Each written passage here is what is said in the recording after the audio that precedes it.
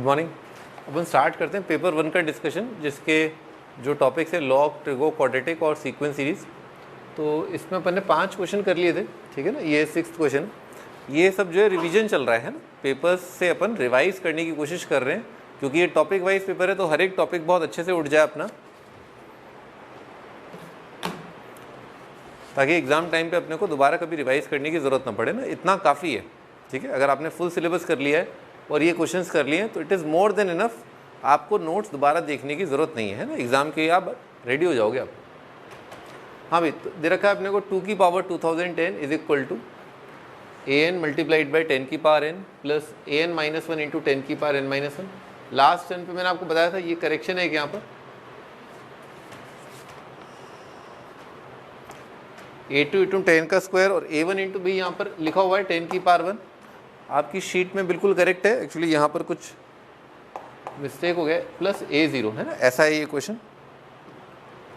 और ai अपने को दे रखे हैं 0 से लेकर के 9 है। For all i is equal to 0 1 से लेकर के डैश डैश है ना, जहाँ तक भी n जाता है यहाँ तक, तो n का वैल्यू अपने को बताना है। तो भाई ये कौन से टॉपिक का सवाल है ना, ये सवाल है।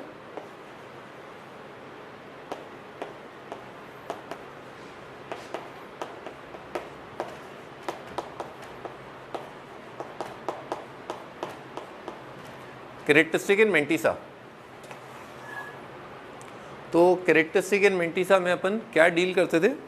अपन डील करते थे कि अगर मान लो किसी नंबर में कुछ डिजिट हैं बिफोर द डेसिमल, जैसे फॉर एग्जांपल 234.7 इस तरह का नंबर है, तो डेसिमल से पहले कितने डिजिट आ रहे हैं इसके अंदर? 3 डिजिट आ रहे हैं। तो डेसिमल से पहले अगर 3 डिजिट आ रहे हैं तो इसका मतलब अगर इसका लॉग लेंगे, इस नंबर का अगर लॉग लेंगे और टू द बेस 10 लेंगे, तो इसका जो कैरेक्टरिस्टिक होगा वो कितना आ जाएगा? 2 कैरेक्टरिस्टिक का मतलब क्या होता है? डेसिमल से पहले 3 डिजिट।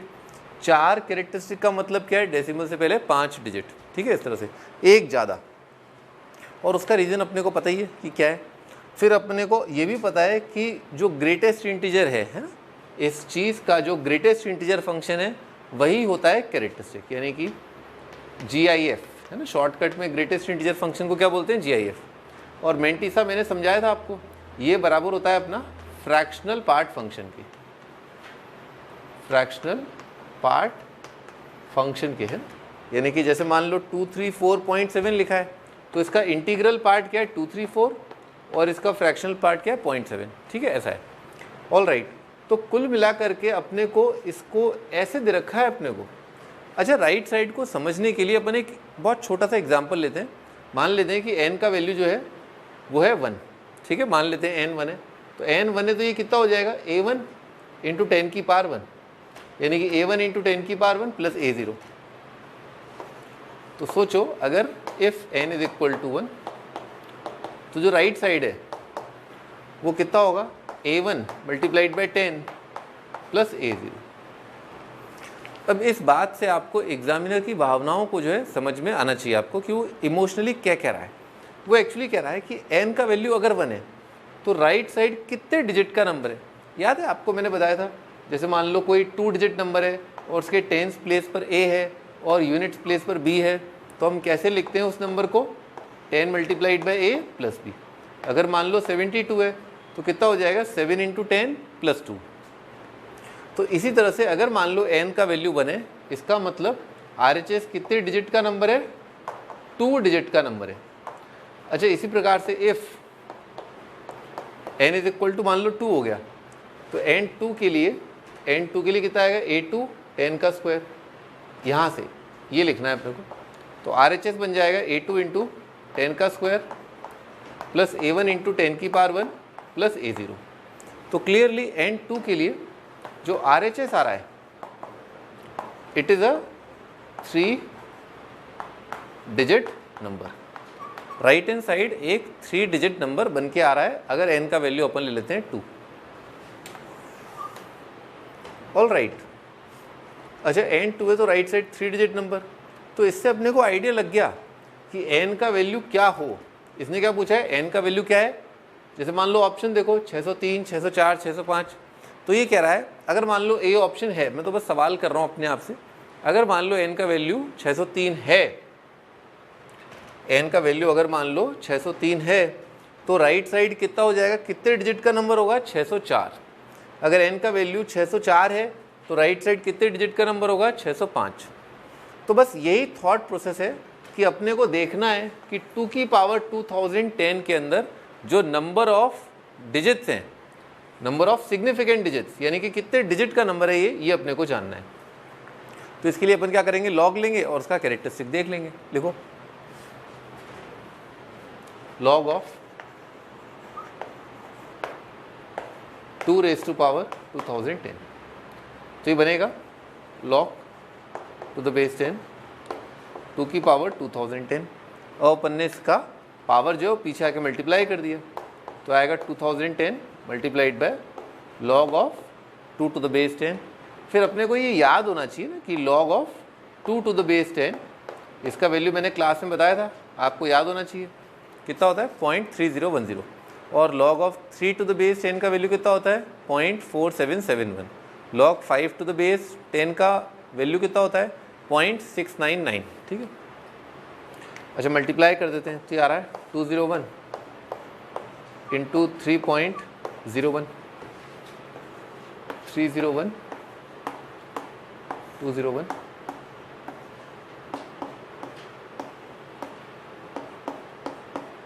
बिट 206, तो कितना आ गया, 10506, और कितने ज़ीरो लगाने, 2 लगाने है ना, ये आ रहा है।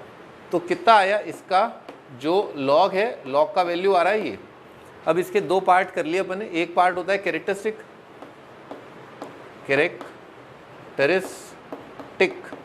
कैरेक्टरिस्टिक आ गया इसका इंटीग्रल पार्ट जो कि है 605, और मेंटिसा इसका आ गया फ्रैक्शनल पार्ट। तो आंखों से दिख रहा है इसका जो फ्रैक्शनल पार्ट है दैट इज इक्वल टू 0.01।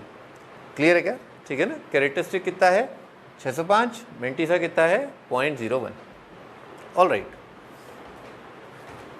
तो अपन क्या सोच रहे थे, मैं एक बार दोबारा रिकॉल कराता हूँ भाई। लेफ्ट साइड अगर n का वैल्यू 1 है तो राइट साइड कितना बनता है, 2 डिजिट नंबर, और क्योंकि लेफ्ट साइड जो है अपने आप में कैरेक्टरिस्टिक आ गया 605, तो LHS इज कितने डिजिट का नंबर हो जाएगा, LHS is 606 digit number. LHS हो गया 606 डिजिट का नंबर है ये। तो अगर LHS 606 डिजिट का है तो अपन ने एक रूपरेखा बनाई थी, वो रूपरेखा ये थी कि N1 पर अपन ने पाया RHS इज 2 डिजिट, N2 पर पाया RHS इज 3 डिजिट। तो क्या लेंगे अपन N की राइट हैंड साइड हो जाए 606 डिजिट नंबर।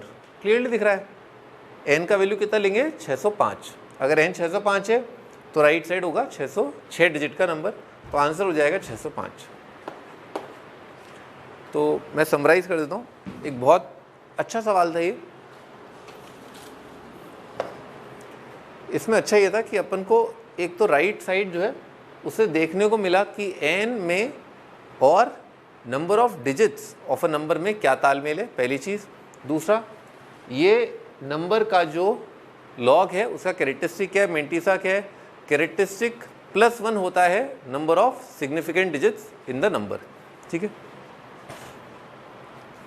नेक्स्ट पे आते हैं।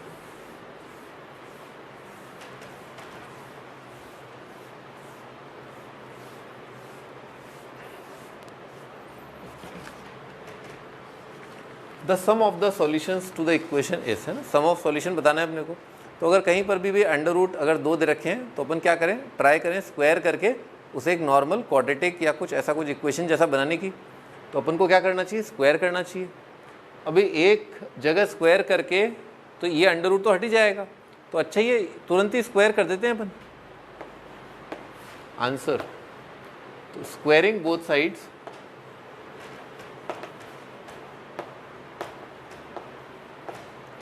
दोनों साइड अपन ने स्क्वायर कर दिया। तो स्क्वायर करने पर लेफ्ट साइड बनेगा 3x + 4, और a + b का स्क्वायर कितना आएगा, a² + b² + 2 × under root of 2x minus 4। भाई ये 4 और ये 4 तो कट गया, ठीक है। 2x और 3x में कितना रह जाएगा, x लिख लिया, प्लस कितना आ जाएगा 4 लिख लिया, और इधर लिखा है 4 into under root of 2x minus 4। अब फर्दर ये अंडर रूट हटाने के लिए अपने को एक बार और स्क्वायर करना चाहिए। सिंपल सा क्वेश्चन है, तो फटाक से बन रहा है। तो x square plus 8x plus 16 is equal to, और राइट साइड है ना, ये बन रहा है 16 into 2x minus 4। X square 16 to the कितना हो जाएगा 32, तो 8 माइनस 32 कितना होगा 24x, और 16 4 द 64, 64 प्लस 16 कितना आ जाएगा 80। ठीक है यार। अब इसमें क्या है, आराम से दिख रहा है भाई 20 इंटू 4, और ये क्या लिखा हुआ है 20 प्लस 4, तो तुरंत ही अपने को समझ में आ गया कि इसके जो फैक्टर्स हैं वो आराम से बन जाएंगे x माइनस 4 x माइनस 20, तो इसके रूट आ जाएंगे 4 और 20। अच्छा, हमेशा ये ध्यान रखना, मैंने क्लास में बताया था, जब भी आप स्क्वायर करें दोनों साइड, ऑलवेज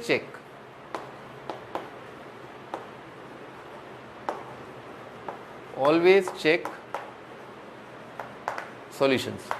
हमेशा सॉल्यूशन ज़रूर चेक करो, क्योंकि क्या कई बार एडिशनल सॉल्यूशन जो है वो इक्वेशन में शामिल हो जाते हैं, स्क्वायर करने पर ही गड़बड़ होती है। तो अपन को ये है ना, इसमें इस ओरिजिनल फॉर्म में रख करके देखना होगा आपको, है ना, कि ये सही है कि नहीं है। कहीं ऐसा तो नहीं है कि एक जगह 4 बन रहा हो, एक जगह -4, क्योंकि स्क्वायर करने पर तो दोनों का वैल्यू कितना हो जाएगा सेम। तो 4 रख के देखते हैं, भी 4 रख के यहाँ पर कितना आएगा 12, 12 प्लस 4 कितना होगा 16, 16 का अंडर रूट कितना हो जाएगा 4, 4 रख के यहाँ पर कितना आएगा 8, 8 माइनस 4 कितना हो जाएगा 4, 4 का रूट कितना हो जाएगा 2, 2 प्लस 2 कितना हो जाएगा 4, तो 4 और 4 बराबर आ गए, सही है, ये आंसर तो ठीक है। अच्छा 20 रख के देखा तो 20 के लिए कितना आ रहा है 60 प्लस 4 64, 64 का अंडर रूट कितना हो जाएगा 8, और 20 इंटू 2 40, 40 माइनस 4 कितना हो जाएगा 36, 36 का रूट कितना हो जाएगा 6, 6 प्लस 2 कितना हो जाएगा 8, सही, ये भी सही है। तो 2 आंसर आ रहे थे और दोनों ही सही है, तो दोनों का सम पूछा इसने, वो तो अपन इस क्वाड्रेटिक से भी देख सकते थे, पर इस क्वाड्रेटिक से देखने की गलती मत करना, क्योंकि बताया भी मैंने कई बार सॉल्यूशन रिजेक्ट हो जाता है। ज़रूरी नहीं है कि आपकी जो क्वाड्रेटिक है वो हमेशा यही आए, हो सकता है एक सॉल्यूशन रिजेक्ट हो रहा हो, तो always keep in mind, check the solution. ठीक है, तो आंसर कितना हो जाएगा 24, ए ऑप्शन अपना आंसर है। ठीक है, नेक्स्ट क्वेश्चन पर चलते हैं।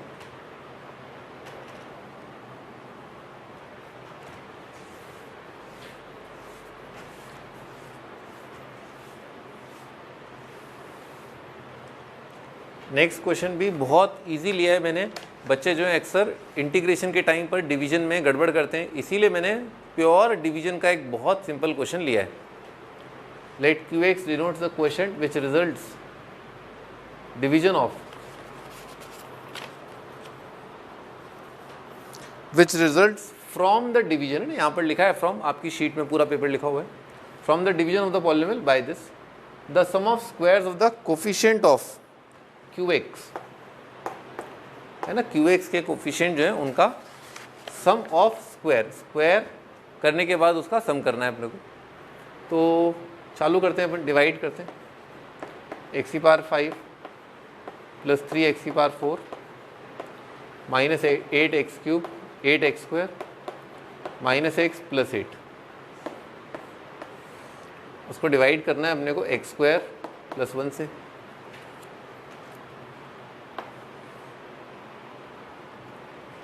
भाई x² प्लस 1 को किससे मल्टीप्लाई करें कि x⁵ 5 आ जाए, x³, तो यहाँ पर आ जाएगा x⁵ प्लस x³, और अपन ने सब्ट्रैक्ट कर दिया दिस माइनस दिस, तो यहाँ आएगा 3x⁴ और माइनस x³ आ जाएगा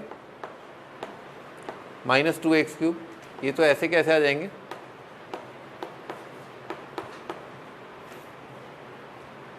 अब इसके बारे में सोचना है।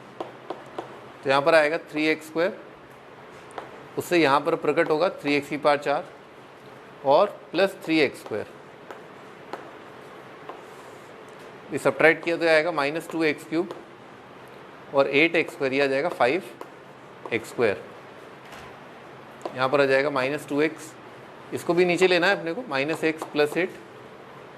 हाँ तो -2x आएगा क्योंकि ये चाहिए अपने को, तो आ जाएगा -2x³ और -2x, मैंने सब्ट्रैक्ट कर दिया, तो ये आ जाएगा 5x² और -x -2x, -x -2x कितना हो जाएगा +x, ठीक है ना, -x + 2x और 8 उतर के आ जाएगा। अब इसके हिसाब से अपन ने क्या सोचा कि x² को किससे मल्टीप्लाई करें, 5 से, तो यहाँ पर आ जाएगा +5 और फिर आ जाएगा 5x² + 5, सब्ट्रैक्ट करने पर आ रहा है x + 3। अब इसने क्या पूछा था, coefficient of sum of square of coefficient of qx। अभी यहाँ पर कोफिशिएंट कितना आ रहा है, 1 आ रहा है, तो 1 का स्क्वायर 1, 3 का स्क्वायर कितना हो जाएगा 9, -2 का स्क्वायर कितना हो जाएगा 4 और 5 का स्क्वायर आ जाएगा 25। ये पूछा उसने, तो 10 25 34 35 35 और 4 39, ठीक है, 39 है ना, ये डी ऑप्शन जो है अपना आंसर है। ठीक है, ये तो बहुत सिंपल सवाल था, ठीक है।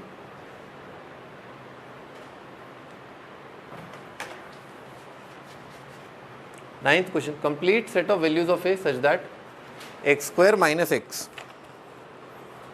हाँ भाई, ये जो फंक्शन लिखा हुआ है वो है x² - x divided by 1 - ax attains all real values, है ना। ये मेरा हमेशा से फेवरेट क्वेश्चन रहा है, ये वाला टॉपिक हमेशा से मेरा फेवरेट क्वेश्चन रहा है।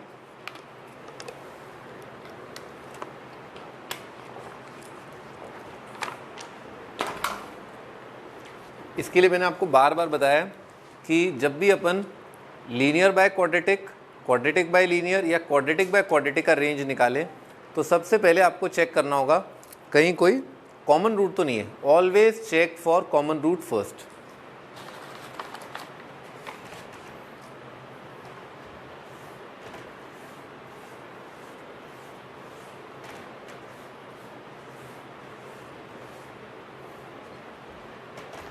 अभी तो पहला स्टेप है चेक फॉर कॉमन रूट्स। हमेशा पहले कॉमन रूट्स के लिए चेक करें। कॉमन रूट्स मतलब जैसे ऊपर देख रहे हो, ऊपर जो क्वाड्रेटिक है वो लिखा है x -1, उसके रूट क्या आ रहे हैं 0 और 1, और नीचे जो लीनियर फंक्शन लिखा है 1 - ax, अगर इसको 0 कर दें तो x का वैल्यू कितना मिल जाएगा अपने को, दिख रहा है क्या 1/a। तो अपने को सोचना है कि इन वैल्यूज़ और इन वैल्यूज़ में कोई कॉमन है क्या, या हो सकता है क्या। तो क्या 0 जो है कॉमन रूट के लिए रूट्स को बराबर कर दिया, क्या 0 1/a हो सकता है, असंभव भाई। 1/a तो कभी 0 आ ही नहीं सकता, a∞ अगर होगा तो ये तो नॉट डिफाइंड हो जाएगा, है ना, तो ये कभी नहीं हो सकता। और क्या 1/a बराबर हो सकता है 1 के, हाँ हो सकता है। तो एक वैल्यू a = 1 है जिसके लिए कॉमन रूट आ रहा है, कॉमन रूट, ठीक है, कॉमन रूट। अब a का वैल्यू 1, एक बार चेक कर लेते हैं a 1 पे हो क्या रहा है, ये आ रहा है,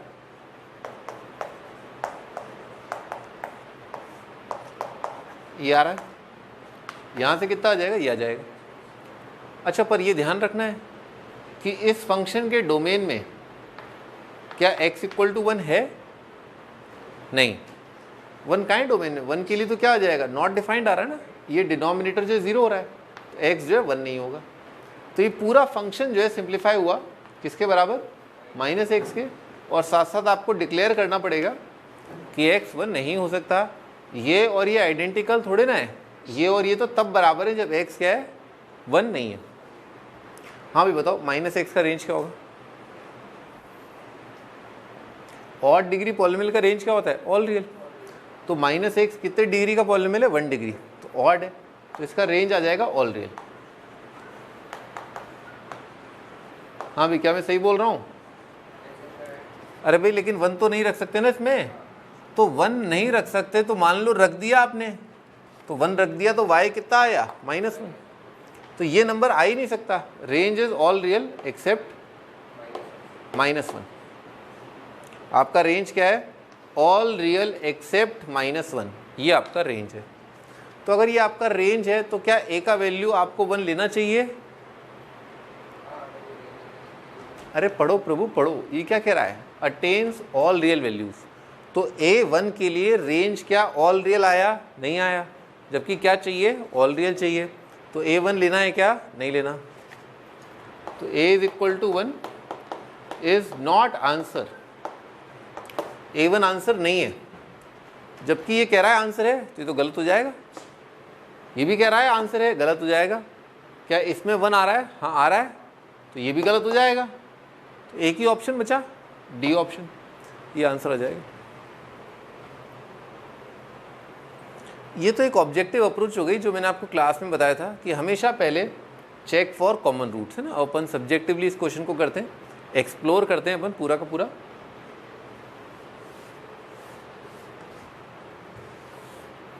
हाँ भाई, तो अपन ने इसको मान लिया y is equal to x² - x upon 1 - x। तो मैंने आपको मेथड्स बताए थे क्लास में, how to find the range of linear by quadratic, quadratic by quadratic और क्वाड्रेटिक बाय लीनियर। तो कैसे निकालना होता है ऐसे चीज़ों का रेंज। आप इनको y मान लिया करो, आपने y मान लिया, अब आप क्या करो, इधर उचका लो सबको, तो आ जाएगा y - axy is equal to कितना आएगा? x² - x। अब हमें क्या करना होता है? x की फॉर्म में क्वाड्रेटिक, तो आ जाएगा x² - x इंटू 1 प्लस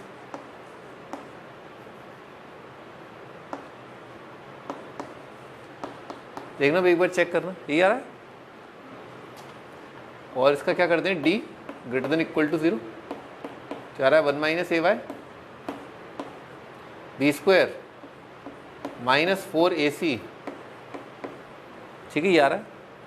और अच्छे से लिखते हैं, a² y² -2ay + 1 + 4y a² y² + 2y multiplied by 2 - a + 1 greater than equal to 0, ये आ रहा है। हाँ मालिक, अब क्या करना है? भाई साहब क्या कह रहे हैं? भाई साहब कह रहे हैं कि जो रेंज है ना वो क्या है? All real.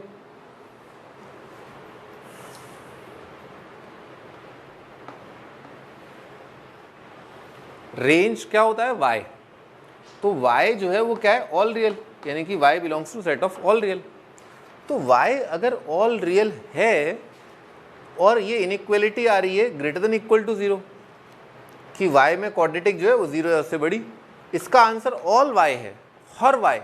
तो फिर क्या कह सकते हैं इस क्वाड्रेटिक एक्सप्रेशन के बारे में? हाँ, d less than equal to 0 आएगा। अगर फंक्शन 0 या उससे बड़ा हमेशा, तो क्या होगा? क्वाड्रेटिक डिस्क्रिमिनेंट उसका लेस देन इक्वल टू 0 आएगा। तो अपन ये कह सकते हैं d less than equal to 0। कर दिया अपन ने, d कितना आएगा? This b² less than equal to 4ac, कितना आ जाएगा? 4a²। 4 तो काट ही दो, तो आ जाएगा a² -4a + 4 less than equal to a²। यहाँ से कितना आ जाएगा? a greater than equal to 1 आ रहा है। ये जो है ये सही है, पर इसमें गड़बड़ क्या है? क्या गड़बड़ है इसमें? कॉमन रूट जो है वो अपने को हटाना पड़ेगा ना, क्योंकि कॉमन रूट वाले जो फैक्टर्स हैं वो नहीं होने चाहिए, क्योंकि कॉमन रूट अगर आ गया तो कभी भी रेंज R नहीं आ पाएगा। तो इसका मतलब a1 उसमें से हटा दो, बाकी सब सही है, बाकी कोई दिक्कत नहीं है। तो आंसर कितना हो जाएगा?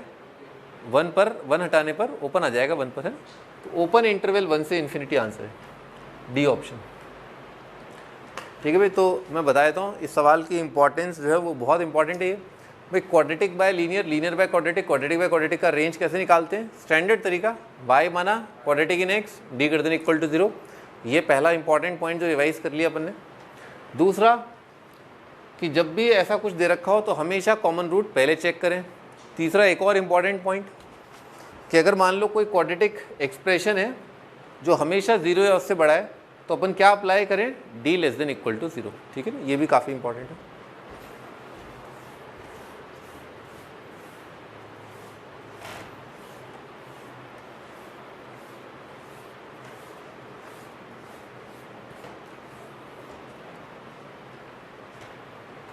Tenth question, total number of integral values of a so that x square minus a plus one into x plus a minus one has integral roots. एक बार देख लेते हैं।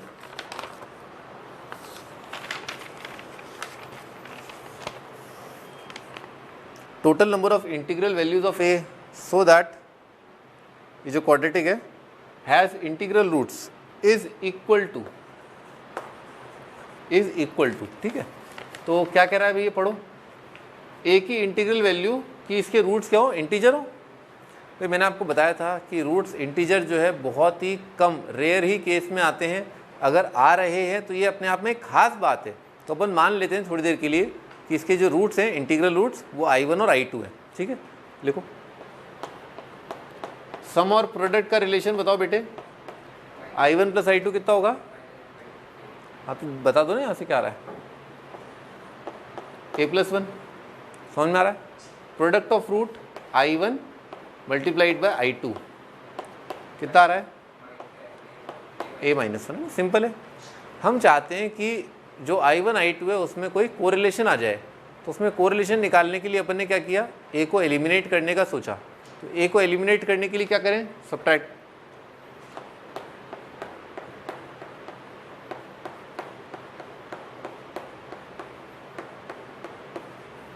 समझ में आ रहा है, -2 आ जाएगा। अब मैंने बचपन में तुम्हें बताया था, बहुत इंपॉर्टेंट फैक्टर, बहुत important, A B plus A plus B plus one, इसके factorization, A B minus A minus B plus one, इसके फैक्टराइजेशन बहुत इंपॉर्टेंट है ये भाई। इन दोनों को जोड़ा, इन दोनों को जोड़ा, तो यहाँ से देख लो a इंटू कितना बन रहा है, b plus one, plus one multiplied पे बन रहा है बी प्लस वन, तो ये आ जाएगा अपना a plus one into b plus one, ना, काफ़ी इंपॉर्टेंट है ये। सिमिलरली इसमें भी क्या आ जाएगा, ये बन जाएगा, क्या बनेगा ये, a minus one b minus one, ये बन रहा है। तो यही अपनी चेष्टा है कि ऐसे फिगर दिख रहे हैं ना अपने को, a b minus A minus b, तो अपन दोनों साइड क्या करें, वन सब्ट्रैक्ट कर दें या ऐड कर दें, वन ऐड कर देते हैं, तो वन ऐड कर दिया, क्लियर है क्या, वन ऐड कर दिया। थॉट प्रोसेस क्या है, ये इंपॉर्टेंट फैक्टर्स, और फैक्टराइज कर दिया अपन ने, ये फैक्टर्स बनेंगे। अच्छा, इंटीजर -1 क्या होगा, इंटीजर, इंटीजर -1 क्या होगा, इंटीजर। तो यहाँ पर आंखों से दिख रहा है कि दो इंटीजर मल्टीप्लाई हो रहे हैं और दोनों इंटीजर्स का प्रोडक्ट कितना आ रहा है, -1। चलो बताओ, कोई दो इंटीजर है उनका प्रोडक्ट -1 है, क्या होंगे वो इंटीजर, और कोई पॉसिबिलिटी उठती ही नहीं है, ठीक है ना, 1 और -1 ही होंगे। तो या तो ये होगा कि ये नंबर 1, केस 1 ये होगा कि ये नंबर 1 आ जाए और ये कितना हो जाए, -1। सेकेंड केस क्या होगा, ये हो जाए -1 और ये कितना आ जाए, 1। तो अगर बेटे I1 -1 अगर 1 आ रहा है, I1 -1 अगर 1 आ रहा है, तो I1 कितना हो जाएगा, 2। लिख लेते हैं इस बात को, I1 हो जाएगा 2। और अगर I2 -1 अगर -1 आ रहा है, तो I2 कितना हो जाएगा, 0, ठीक है, I2 0। और अगर ये -1 है तो I1 कितना हो जाएगा, 0, और ये कितना हो जाएगा, 2। यानी कि कुल मिलाकर के एक रूट 0 और एक रूट क्या है, 2 है। तो अपन ने ये पाया, total integral values of a so that has integral roots. तो अगर मान लो इसके इंटीग्रल रूट्स हैं, तो केवल एक ही संभावना है कि रूट क्या होंगे, 0 2। समझ में आ रही के बाद, दोनों केसेस यही तो कह रहे हैं कि एक रूट 0 एक रूट 2। तो अगर मान लो एक रूट 0 एक रूट 2 है, तो 0 इंटू 2 कितना हो जाएगा, 0। तो a का वैल्यू कितना आ गया, 1, और 0 प्लस 2 कितना हो जाएगा, 2, और 2 is equal to a plus 1 है, तो a कितना आ जाएगा, 1। दोनों ही केसेस में a कितना आ रहा है, 1। तो a इज इक्वल टू 1। तो कितनी वैल्यू आई a की इंटीग्रल, जिसके लिए दोनों के इंटीग्रल रूट है, दोनों रूट इंटीग्रल है, कितना आ रहा है, 1। है ना, ये अपना आंसर ए ऑप्शन। तो इससे अपन ने क्या सीखा, इससे अपन ने बहुत इंपॉर्टेंट फैक्टराइजेशन सीखे जो ये दोनों हैं। दूसरा, जब भी कभी ऐसा आए तो ट्राई करें आप एलिमिनेट करने की, क्योंकि रूट्स का इंटीजर होना अपने आप में दिलचस्प बात होती है ना, ये कोई रोज़मर्रा की बात नहीं है कि रूट्स इंटीजर आ रहे हैं। ठीक है, नेक्स्ट क्वेश्चन। नेक्स्ट क्वेश्चन मैंने बिल्कुल सिमिलर लिया है क्योंकि क्वाड्रेटिक में काफ़ी ऑप्शन थे। हाँ भाई, there is only one real value of A for which quadratic ax² plus a+3 into x plus a minus 3 has two positive integral solutions. The product of these two solutions is, product of solution बताना है। तो भाई again इसने देखो क्या बोला है, has two positive integral solutions. तो टू पॉजिटिव इंटीग्रल सॉल्यूशंस तो मान लेते हैं उनको I1 I2। तो सम ऑफ रूट और प्रोडक्ट ऑफ रूट लिखा, I1 प्लस I2 कितना होगा बोलो जरा, negative of a+3 upon a, और product of root a-3 upon a। ठीक है, ये लिखा है। मैं चाहता हूँ a को एलिमिनेट करना, तो यहाँ पर देख पा रहा हूँ ये आ जाएगा -1, समझ में आ रहा है, a/a, और कितना आएगा -3/a, यह आएगा 1 -3/a। भाई अगर मान लो मेरे को a को उड़ाना है तो इन दोनों को क्या कर देना चाहिए मुझे, सब्ट्रैक्ट कर दिया। I1 I2 minus I1 minus I2 is equal to कितना हो जाएगा 2। और अपन ने क्या किया, +1 करना है, तो ऐड कर दिया 1 दोनों साइड, I1 I2 minus I1 minus I2 +1 is equal to कितना हो जाएगा 3। अब अपने को फैक्टर्स तो याद होने ही चाहिए, है ना, I-1 और I2 -1 is equal to 3। Integer -1 क्या होगा, इंटीजर -1 क्या होगा, इंटीजर। दो इंटीजर का प्रोडक्ट अगर 3 आ रहा है, हाँ अब बताइए, तुम बताओ भाई, दिमाग लगाओ थोड़ा। दो इंटीजर्स का प्रोडक्ट अगर 3 है तो क्या क्या पॉसिबिलिटीज़ हैं,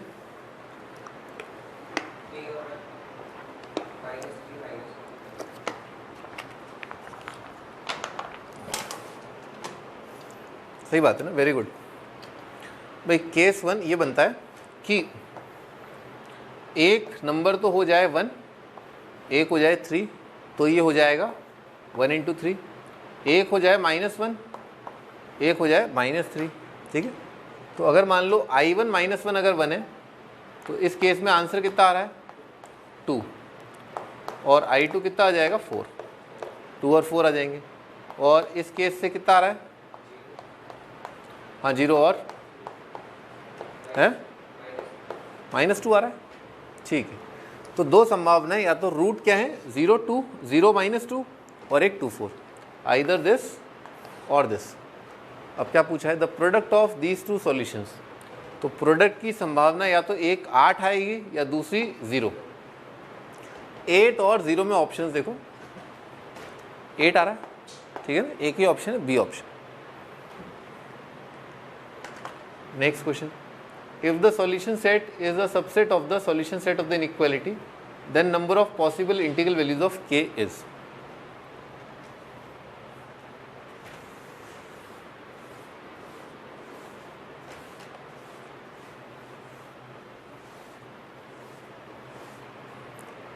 ये कह रहा है सॉल्यूशन सेट ऑफ दिस। तो बेटा ये एक बहुत सिंपल सी चीज़ बताई थी, mod of x less than 2 है, तो x का वैल्यू क्या होगा, -2 से, शाबाश है ना, x बिलोंग्स टू इंटरवल -2 से 2। तो सिमिलरली अगर x माइनस के ऐसा है तो x माइनस के क्या होगा, 2 और -2 के बीच में। फर्दर k ऐड कर दिया तो यहाँ पर ये आ जाएगा और यहाँ पर ये आ जाएगा। ठीक है, अपन थोड़ा सा इस इनइक्वालिटी को और देख लें भाई। पहली नज़र यही पड़ती है कि भाई दोनों इनइक्वालिटी को सॉल्व करें, एक तो कर लिया दूसरे को भी कर लेते हैं। तो लिखा है 2x - 1 upon x + 2 -1 <0। 2x minus 1 minus x minus 2 upon x plus 2 less than 0। 2x minus x कितना हो जाएगा x,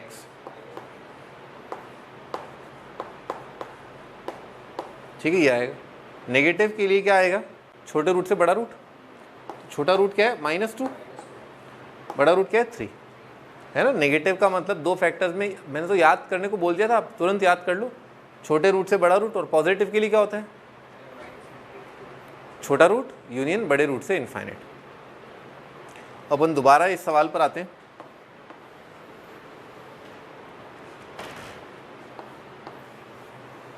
क्या कह रहा है इसका जो सॉल्यूशन है वो क्या होना चाहिए, सबसेट होना चाहिए। तो ये क्या होना चाहिए, सबसेट होना चाहिए। ये क्या लिखा हुआ है, ये लिखा है x belongs to interval k-2 छोटा नंबर है और k+2 क्या बड़ा नंबर है। भाई इस इंटरवल की लंबाई बताना जरा, इस इंटरवल की लंबाई कितनी है,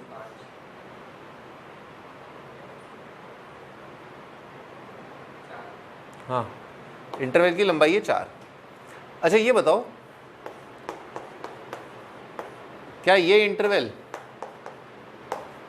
इस इंटरवल का सबसेट है, क्या ये इंटरवल इसका सबसेट है,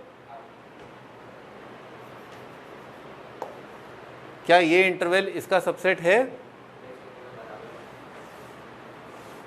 वो तो मुझे भी दिख रहा है दोनों बराबर हैं, मैं तो पूछ रहा हूँ क्या ये इंटरवल इस इंटरवल का सबसेट है।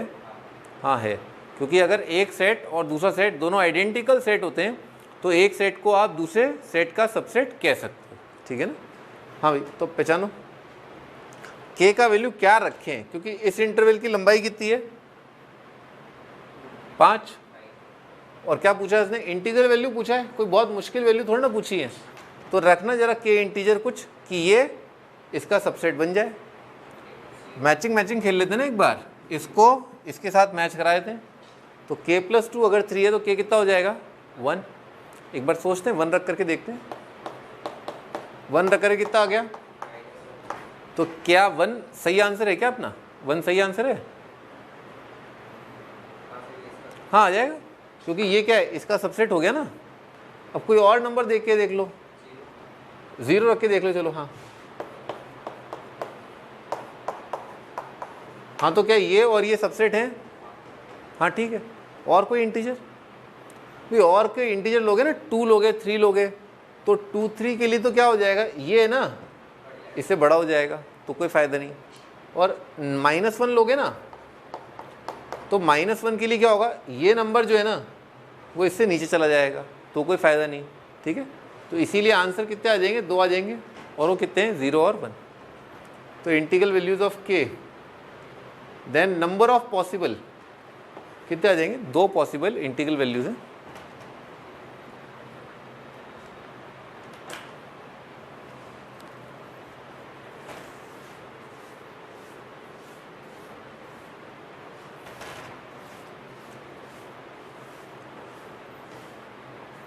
हाँ भाई अगला क्वेश्चन है, 4 आइडेंटिकल आइसोसेलेस ट्राइंगल AWB ये इधर रखा है और BXC ये इधर रखा है, CYZ है ना, CYD है, CYD है और DZE।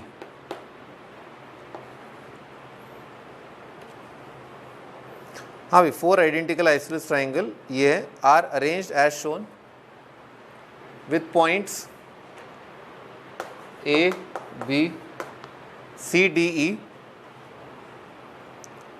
lying on the same straight line.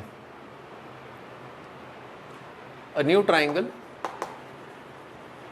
is formed with sides the same length as AX, AY, AZ. If AZ is equal to AE, the area of this triangle in terms of x is equal to, ठीक है। तो सवाल समझ में आ गया, इसने क्या दे रखा है अपने को, AZ और AE क्या है बराबर है, और AE आंखों से दिख रहा है, AE कितना हो जाएगा x + x + x + x कितना हो जाएगा 4x।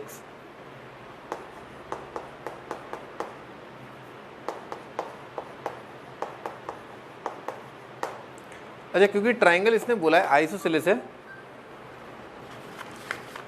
हाँ भाई, तो AZ और AE दोनों का वैल्यू कितना है 4x, और ये चारों ट्राइंगल अपने को दे रखे हैं, आइडेंटिकल हैं और कॉन्करेंट हैं और सारे आइसोसेलेस हैं ना, ये लेंथ बराबर है।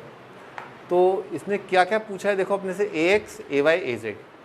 तो इसने इशारों में AZ तो बता ही दिया अपने को, AZ कितना हो जाएगा 4x। अब अपना काम है कि AY और AX जो है निकालना। तो AY के लिए आप AY को जोड़ दो आप, और AX को जोड़ दो आप, ठीक है, जोड़ दिया अपन। और जोड़ करके अपन क्या करें, यहाँ से परपेंडिकुलर डाल दें, क्योंकि ये ट्राइंगल ZDE जो है वो आइसोसेलेस है। तो आइसोसेलेस है तो भाई ये जो चीज़ है ना, अगर ये x है तो परपेंडिकुलर और मीडियन क्या होंगे, सेम। तो कितना हो जाएगा x/2। अच्छा, और इसने अपने को बता दिया यहाँ से यहाँ तक क्या है 4x, और अगर यहाँ से यहाँ तक भी 4x है और ये x/2 काट दें इसमें से, तो कितना आ जाएगा, हाँ 3 प्लस हाफ है ना। तो AZ, इसको T बोल देते हैं इस पॉइंट को, AT, और ZT, ये क्या, राइट एंगल ट्राइंगल। और राइट एंगल ट्राइंगल में AZ पता चल गया अपने को 4x, और ये कितना आ गया 3.5 इंटू x है ना। 4x में से x/2 घटाया तो कितना आएगा 3.5 इंटू एक्स। ZT अपन पाइथागोरस थ्योरम से निकाल लेंगे, राइट एंगल ट्राइंगल। तो ZT कितना हो जाएगा, हाइपोटेनस का स्क्वायर माइनस बेस का स्क्वायर, 16x² माइनस 3.5x का स्क्वायर। अच्छा, तो A², तो इसमें x तो बाहर आ जाएगा, under root of A² minus B², तो कितना आएगा A minus b multiplied by A plus b. थोड़ा इसको सिंप्लीफाई कर लेते हैं। 75 इंटू 5 को लिखा 25, 5 x रूट 15 डिवाइडेड बाई 2 आ रहा है ना, 5/10 कितना आ जाएगा, हाफ। ओके, ठीक है भाई। तो यहाँ से यहाँ तक का दूरी तो पता चला अपने को, और क्योंकि भाई सभी ट्राइंगल कॉन्करेंट हैं तो सभी से जो परपेंडिकुलर डाला होगा, ये लेंथ और ये लेंथ, ये सब क्या होगा, बराबर। तो ये अपने को पता चल गया रूट 15/2x, रूट 15/2x। और अपने को ये लेंथ पता है ना, तो ये पता है और ये पता है, तो बेस पता है, परपेंडिकुलर पता है, तो हाइपोटेनस आ जाएंगे अपने पास। तो लिखते हैं अपन AX,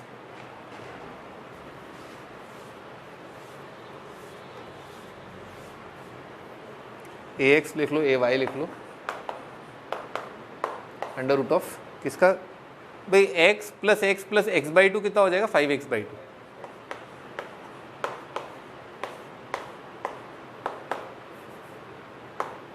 और इसका स्क्वायर कितना हो जाएगा 15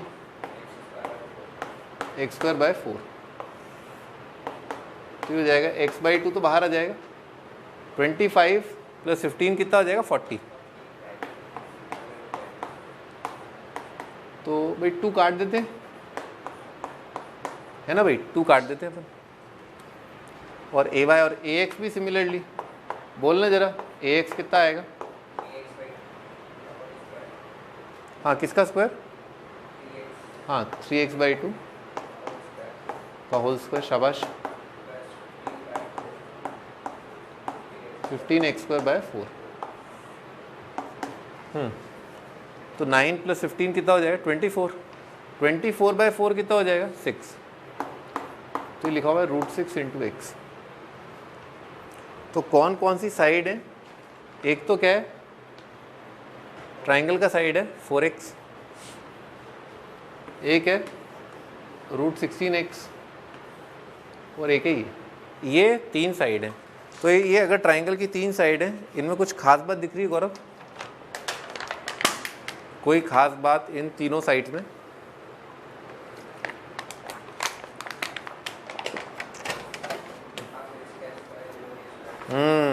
तो इसका मतलब क्या हुआ, राइट एंगल ट्राइंगल है ना। तो ये तीनों साइड्स हैं वो एक राइट एंगल ट्राइंगल की साइड्स हैं, राइट एंगल ट्राइंगल की साइड है, जिसके ये बेस और ये परपेंडिकुलर है, क्योंकि 6 + 10 कितना हो जाएगा बराबर 16 के, जो वहाँ पर 4 का स्क्वायर है। तो एरिया पूछा उसने, तो पाइथागोरस थ्योरम से दिख रहा है अपने को एरिया हो जाएगा half of base multiplied by height. ठीक है, तो 6 इंटू 10 कितना आ जाएगा, 60 आ जाएगा। 60 को क्या लिख सकते हैं अपन, 4 इंटू, ऐसे लिख सकते हैं अपन, ये कट जाएगा, आंसर आ रहा है √15 इंटू एक्स स्क्वायर। ठीक है, तो √15 इंटू एक्स स्क्वायर देखो कहाँ पर है, ए ऑप्शन आ जाएगा। ठीक है,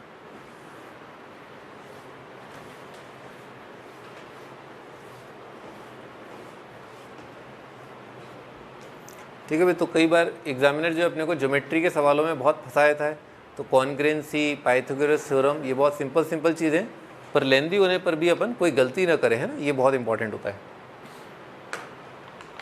अगला question statement 1, under root of log of cos 2πx base x दे रखा है, is a meaningful quantity only if x belongs to interval 0 से 1/4 यूनियन 3/4 to 1। ठीक है, ये पहला statement. Statement 2, if the number n is positive and the base of log b greater than 0 not equal to 1। ठीक है ना, log b जो है 1 से बड़ा है, पॉजिटिव है और 1 नहीं है, both lie on the same side of unity. Same side of unity का मतलब क्या है, या तो दोनों नंबर एक साथ क्या हो जाए 1 से बड़े, या दोनों नंबर क्या हो जाए एक साथ 1 से कम, दोनों 1 से ज़्यादा या दोनों 1 से कम, इसे बोलेंगे same side of unity. Then log of n base b, क्या लिखा है, then log of n base b, भाई यहाँ पर है greater than 0, and if they lie on different side of unity then यहाँ लिखा है नेगेटिव, है ना, log of n base b negative. ठीक है, ये सवाल कंप्लीट है। स्टेटमेंट 1, अपने स्टैंडर्ड ऑप्शन ABCD दोनों ट्रू और करेक्ट एक्सप्लेनेशन, दोनों ट्रू पर second is not the correct explanation, एक ट्रू एक फॉल्स, एक फॉल्स एक ट्रू। हाँ भाई, तो पहले अपन ये चेक करते हैं कि स्टेटमेंट 1 करेक्ट है कि नहीं है। तो इसके करेक्ट होने के लिए जो इसने बात बोली है ना, मीनिंगफुल क्वांटिटी, तो मीनिंगफुल क्वांटिटी का मतलब क्या होता है, वेल डिफाइंड। वेल डिफाइंड होने का मतलब क्या है, ये फंक्शन का डोमेन अपने को कैलकुलेट करना है, जो कि इसने अपने को प्रपोज किया है कि द डोमेन इज ये। अपन खुद एक बार निकाल के देख लेते हैं कि ये करेक्ट बोल रहा है नहीं बोल रहा। तो भाई सबसे पहले अपना ध्यान गया कि बाहर की तरफ कौन सा राक्षस खड़ा है, अंडर रूट। तो अंडर रूट को अपने को वेल डिफाइन करना है सबसे पहले। तो अंडर रूट को वेल डिफाइन करने के लिए अपन ने अंडर रूट के अंदर की जो चीज़ है उसको क्या किया, नॉन नेगेटिव। ये हो गया अपना अंडर रूट वेल डिफाइन, ये पहली चीज़। ठीक है, सबसे पहली चीज़ क्या आती है दिमाग में, अंडर रूट को वेल डिफाइन करना। सेकेंड जो दिमाग में आती है बात, वो क्या है, लॉग को वेल डिफाइन करना। तो लॉग को वेल डिफाइन करने के लिए एक तो x क्या होना चाहिए, x पॉजिटिव होना चाहिए and x should not be 1। ठीक है, और तीसरी चीज़ अगेन लॉग के लिए कि ये जो नंबर है ये भी क्या होना चाहिए, पॉजिटिव। तो cos ऑफ 2πx, ये जो quantity that should also be positive. ये दोनों तो लॉग की बातें और ये क्या, अंडर रूट की बातें।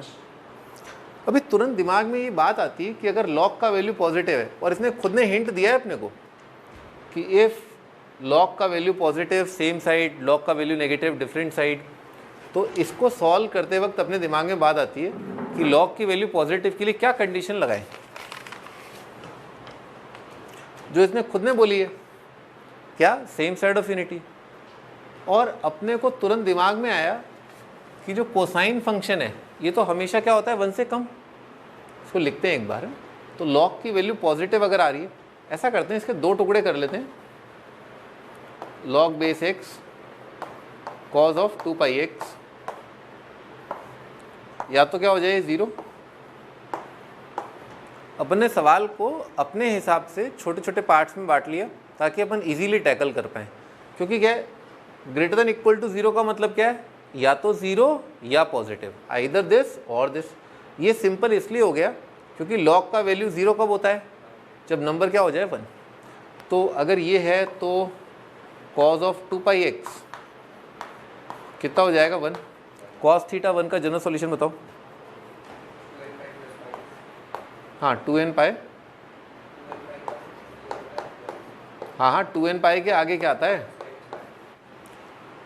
0 आएगा ना। कॉस 0 कितना होता है 1। तो 2πx इज 2n पाई। तो यहाँ से आंखों से दिख रहा है अपने को x का वैल्यू कितना आ जाएगा n, where n is any integer. n कोई भी इंटीजर हो सकता है, पर अपने को इमोशनल नहीं होना है ना। n जो है x जो है अगर n है, लेकिन यहाँ पर दिख रहा है डोमेन के लिए x पॉजिटिव होना चाहिए, x 1 नहीं होना चाहिए। तो x इंटीजर है, साथ साथ लॉग को भी डिफाइन करना है। तो कौन कौन से इंटीजर हो सकते हैं, हाँ 2 से स्टार्ट करेंगे ना, क्योंकि पॉजिटिव इंटीजर्स जो 1 नहीं है। तो यहाँ से अपने को क्या मिला, x का वैल्यू हो सकता है 2, 3, 4, 5, बहुत सारे हो सकते हैं। इनफाइनाइट इंटीजर ऐसे हैं जो 2 या 2 से बड़े होते हैं। एक बार दोबारा चेक कर लेते हैं अपन ने सही क्या नहीं किया। अगर x की जगह 2 रखूँ तो क्या बन जाएगा यहाँ पर 1। 1 का लॉग कितना हो जाएगा 0। 0 का अंडर रूट क्या होता है 0, सही है डिफाइंड। x की जगह 2 रखा, सही है। 3 रखा तो भी क्या आएगा log ऑफ 1/3। log 1/3 कितना होता है 0। 4 रखा क्या आएगा log ऑफ 1/4, वो भी क्या होगा 0। सही कर रहे हैं अपन। जबकि ये क्या बोल रहा है, डोमेन क्या है 0 से 1/4 यूनियन 3/4 से 1। तो ये तो गलत हो गया, क्योंकि डोमेन ये नहीं है। डोमेन में तो 2, 3, 4 आ रहे हैं। तो स्टेटमेंट 1 क्या हो गया इनकरेक्ट। तो स्टेटमेंट 1 फॉल्स। तो एक ही ऑप्शन बोल रहा है, दिल्ली ऑप्शन ये होगा। अभी अपन ने सवाल कंप्लीट नहीं किया, एक बार ऐसा करते हैं इसका कंप्लीट डोमेन निकाल लेते हैं। जैसे मान लो log x है पॉजिटिव, तो ये तो पता ही कि कॉस का वैल्यू जो है या तो 1 होगा, वो भी अपन ने सॉल्व कर लिया, या फिर क्या होगा 1 से कम। 1 से ज़्यादा तो कॉस होता ही नहीं है। तो अगर log की वैल्यू पॉजिटिव आ रही है और हम जानते हैं कि कॉस का वैल्यू जो है वो 1 से कम होता ही है, तो अब की बार अगर पॉजिटिव आना है तो एक तो नंबर जो है 1 से कम हो, साथ ही साथ जो बेस है वो भी क्या हो 1 से कम हो। दोनों एक साथ हों, दोनों अगर एक साथ हों तो फिर log की वैल्यू क्या आएगी पॉजिटिव।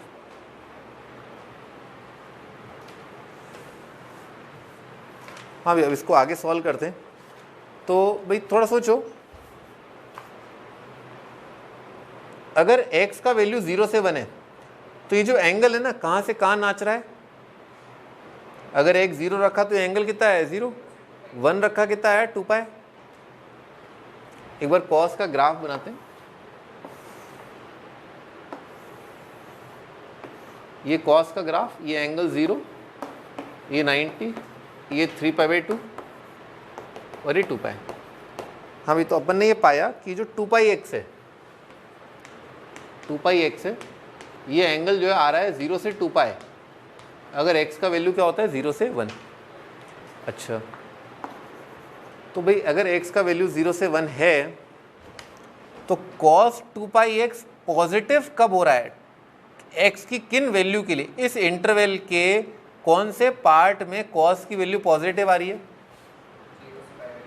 एक तो ये वाला पार्ट है, भाई ग्राफ अबव x एक्सिस मतलब function positive, again graph above x axis मतलब फंक्शन पॉजिटिव। तो 2πx जब हो जाएगा 0 से 90 तो इन एंगल्स का कॉस क्या होता है पॉजिटिव। तो 2πx अगर 0 है तो x कितना हो जाएगा बेटे, 2πx अगर 0 है तो x कितना हो जाएगा 0। 2πx अगर π/2 है तो x कितना हो जाएगा। अच्छा 2πx अगर 3π/2 है तो x कितना हो जाएगा। 2πx अगर 3π/2 है तो x कितना हो जाएगा। 2πx अगर 2π है तो x कितना हो जाएगा 1। अच्छा तो इन दोनों को साइमल्टेनियसली सॉल्व करके अपने को x का क्या वैल्यू मिला जो ये कह रहा था। पर ये तो एग्जॉस्टिव डोमेन नहीं है ना, कंप्लीट डोमेन नहीं है। तो इसको डोमेन कहना, स्पेशली जब इसने बोला है ओनली इफ, तो गलत हो जाएगा, है ना। ये बोल रहा है कि ओनली इफ, केवल तभी, जबकि हमने पाया और भी कई हैं तो इसका मतलब ये ऑप्शन टोटली इनकरेक्ट है। ये तो अपने को पता ही है, ये तो मैंने तुम्हें बताया था लॉग के टाइम पर कि लॉग पॉजिटिव होता है number base same side of unity, log का वैल्यू नेगेटिव होता है number base different side of unity. ठीक है, ये तो बहुत इंपॉर्टेंट पार्ट रिवाइज किया और अपन ने इस फंक्शन का डोमेन निकाला। केवल लॉग का सवाल नहीं है ये, ठीक है ना, लॉग इनइक्वालिटी, कॉस का ग्राफ, ठीक है, डोमेन, सभी चीज़ें इसमें।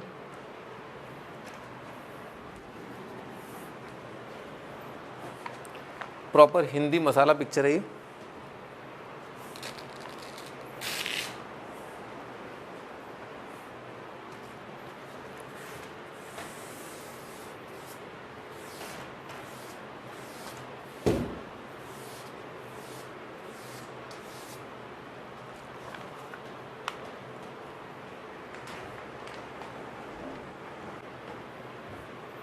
हाँ भी तो अपन ने कर लिया क्वेश्चन डिस्कशन। नेक्स्ट क्वेश्चन पर चलते हैं अपन। नेक्स्ट क्वेश्चन है alpha is equal to pi by 13, then the value of pi r is equal to 1 से लेकर के 6 cos r alpha is equal to, ठीक है ना, ये बताना है इज इक्वल टू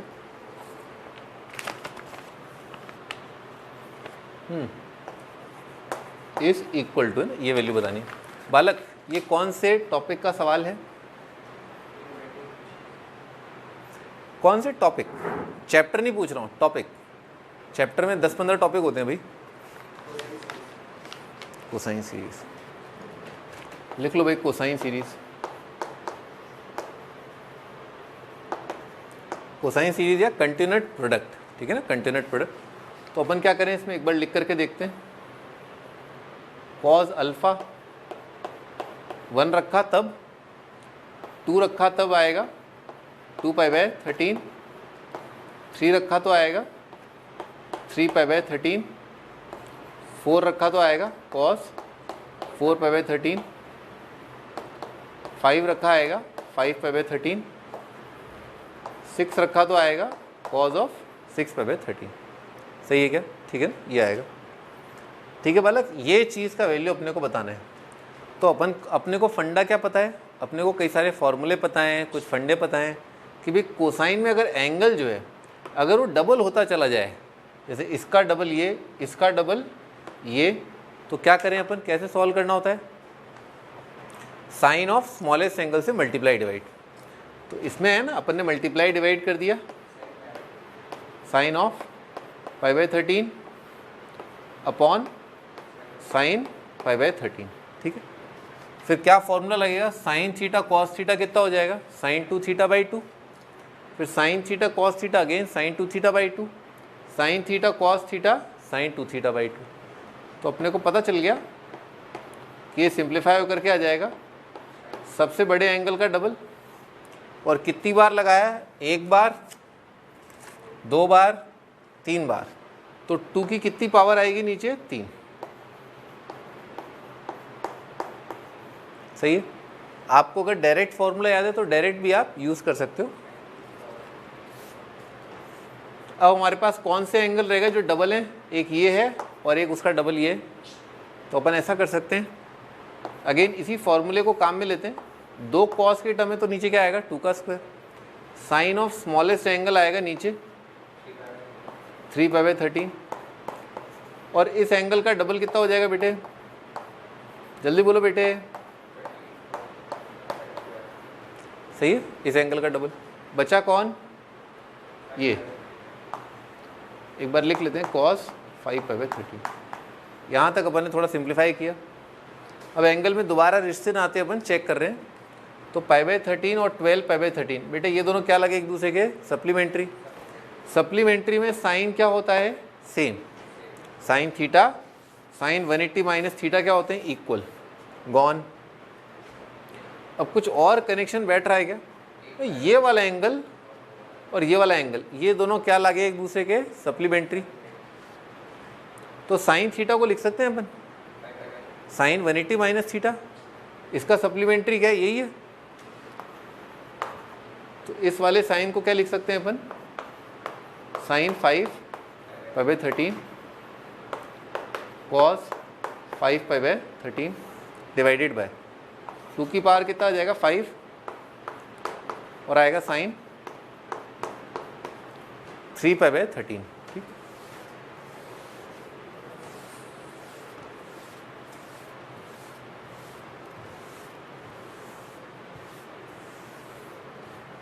समझ में आ रहा है क्या?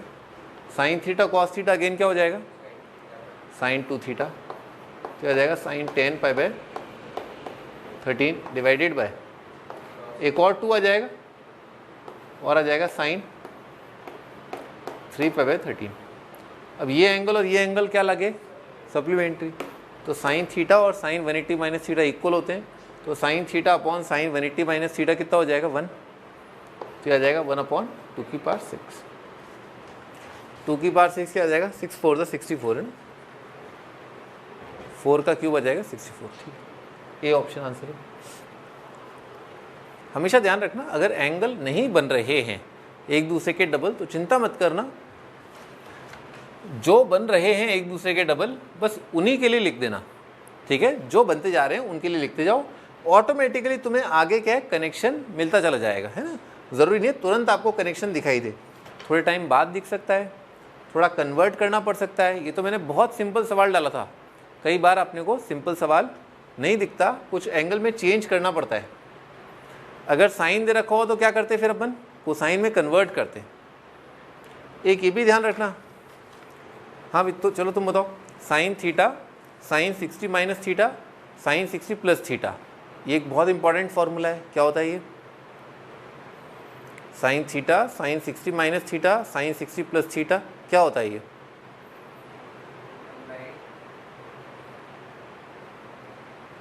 Sign 3 theta by 4।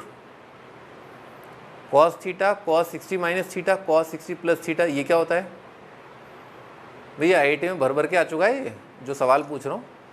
बताओ क्या होता है? Cos theta cos 60 minus theta cos 60 plus theta, क्या होता है ये? नहीं पता। Cos 3 theta by 4। Tan theta tan 60 minus theta tan 60 plus theta, क्या होता है? बस टेन 3 थीटा। केवल डिवाइड कर लोगे ना इन दोनों को तो 4 4 कट जाएगा ना। ठीक है, तो याद रखना है ना, ये बहुत इंपॉर्टेंट है।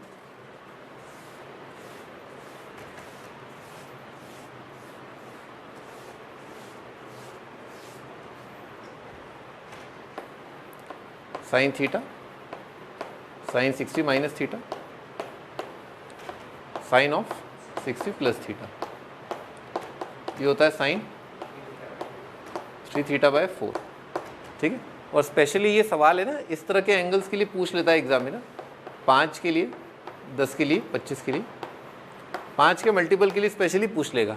ठीक है, क्योंकि 5 का मल्टीपल इंटू 3 यानी कि 15 का मल्टीपल के सारे अपने को पता होते हैं। 15 30 45 60 75, इन सभी का साइन का वैल्यू अपने को पता है। साइन 5 के लिए पढ़ के बताओ LHS। साइन 5 55 65, तो ये है ना, समझ में आना चाहिए कि अच्छा 5 55 65 ये लिखा हुआ है। ठीक है ना, ठीक है भी आगे बढ़ते हैं। नेक्स्ट क्वेश्चन है, consider the following statements. In any right angle triangle sine square A plus sine square B plus sine square C is equal to 2, ये दे रखा है अपने को। और in any triangle ABC sine square A plus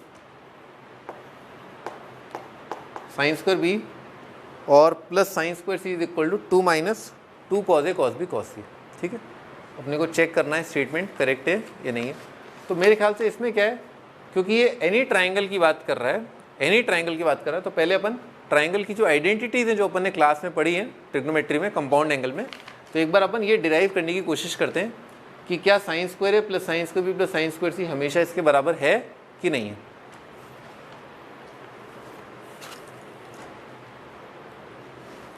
भाई एक बात जो दिमाग में आती है वो ये कि कोई ऐसा करो, कोई ट्राइंगल ले लो 60 60 60 वाला, जिसके लिए बराबर आ रहा है नहीं आ रहा है।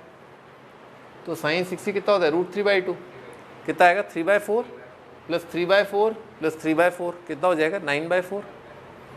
और कॉस 60 कितना हो जाएगा? 1/2 1/2 1/2 1/8 इंटू 2 कितना आ जाएगा?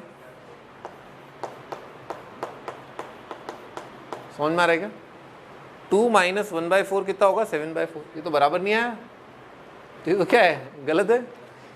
तो अपने को पटाख से दिख गया, अपन ने ऑब्जेक्टिव अप्रोच लगाया अपने स्टेटमेंट 2 जो है उसके अंदर क्योंकि इसने बोला है एनी ट्राइंगल, तो अपना तो इक्विलेटरल के लिए नहीं आ रहा, तो इसका मतलब ये गलत है। कौन सा आ जाएगा बेटे? स्टेटमेंट 1 इज 2 इज फॉल्स, ये वाला आंसर आ जाएगा। एक ही ऑप्शन होता है, पर इस तरह का ऑब्जेक्टिव अप्रोच शायद कभी स्ट्राइक करे ना करे, इसीलिए अपन एक बार डिराइव करके देख लेते हैं कि sine square A plus sine square B plus sine square C होता कितना है। अगर वो इस तरह के एक्सप्रेशन में बनता है तो वो एग्जैक्टली क्या आएगा, ये तो गड़बड़ है, सही क्या है वो देख लेते हैं। Sine square A plus sine square B plus sine square C. तो बेटे स्क्वायर जहाँ पर होता है ना, तो वहाँ पर दो आइडेंटिटीज़ काम आती हैं। वो आइडेंटिटीज़ याद करो लड़के। साइन स्क्वायर ए माइनस साइन स्क्वायर बी क्या होता है बेटे? ये सही है, सही है, हाँ सही है। Sine a plus b into sine of A minus b, शाबाश। और कॉस स्क्वायर ए माइनस साइन स्क्वायर बी, ये क्या होता है? तो होता है cos of a plus b into cos of A minus b. तो अपन ने सोचा कि इसमें है ना किसी एक साइन को क्या लिख लें अपन, 1 माइनस कॉस स्क्वायर। तो लिख लिया अपन ने, पहले वाले को ही लिख लिया, 1 minus cos square A plus sine square B plus sine square C. अच्छा, इन दोनों में अपन ने सब्ट्रैक्शन लगा दिया है ना, माइनस कॉमन ले लिया, तो है कॉस स्क्वायर ए minus sine square B plus sine square C. अपन को ये वाला फॉर्मूला लगाने का मौका मिल गया, तो आ जाएगा cos of into cos of A minus B plus sine square C. अब एक कॉज ए प्लस बी जो है, ए प्लस बी का सप्लीमेंट्री क्या होगा? सी। और कोसाइन सप्लीमेंट्री में क्या होता है? नेगेटिव, क्योंकि कॉज 180 माइनस थीटा कितना होता है? Minus cos theta. तो क्या जाएगा? Minus cos C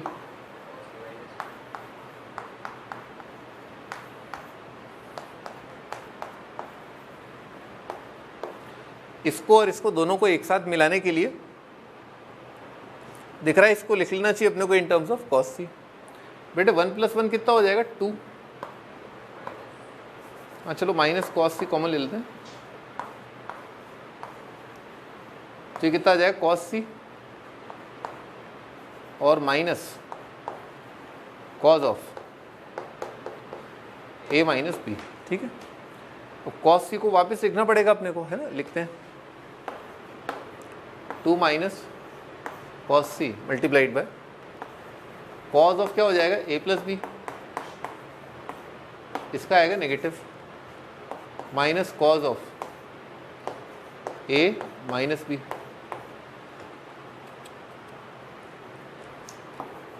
to plus cos c into minus बाहर ले लिया, कॉज ए प्लस बी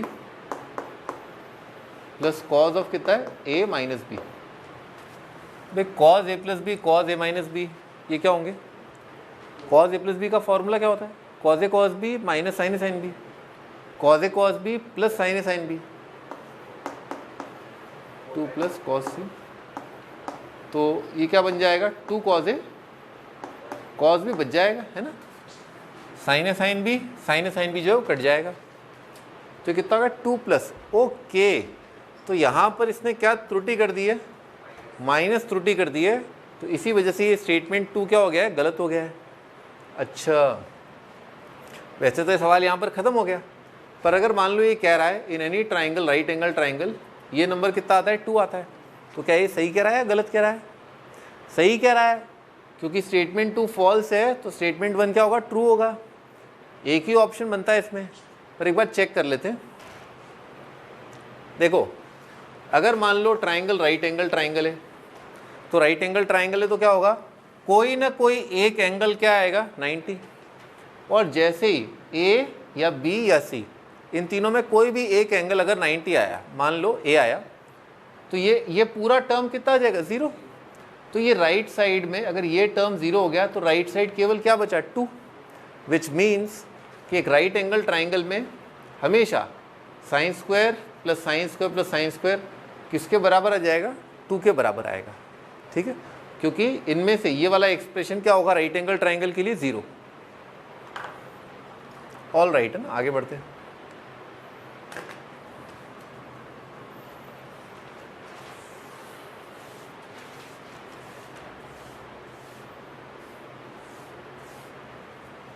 हाँ भाई, अगला question 17, F X is equal to 3 sine square X plus 4 sine X cos X plus 4 cos square X. X दे रखा है अपने को, रियल नंबर है, X belongs to set of real number.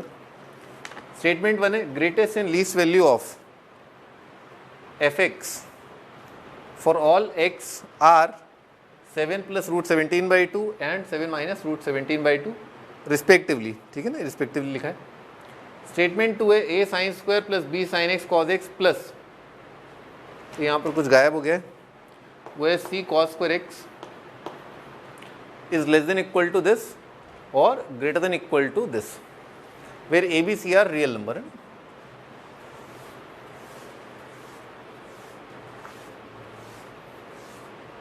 तो ऐसा फील आ ही रहा है अपने को कि ज़रूर ये किस टाइप का सवाल है, greatest and least value. A sine plus b cos का रेंज क्या होता है,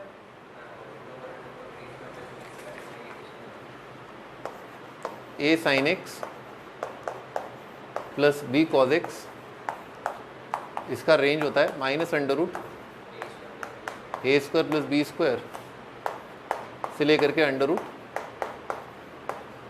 ए स्क्वायर प्लस बी स्क्वायर। ठीक है ना, ये होता है। अच्छा, रेंज अगर ये होता है तो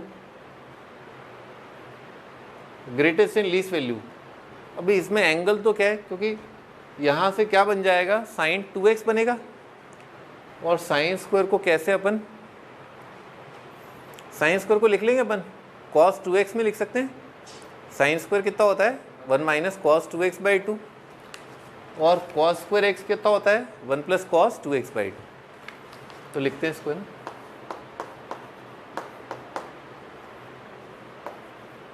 थ्री इंटू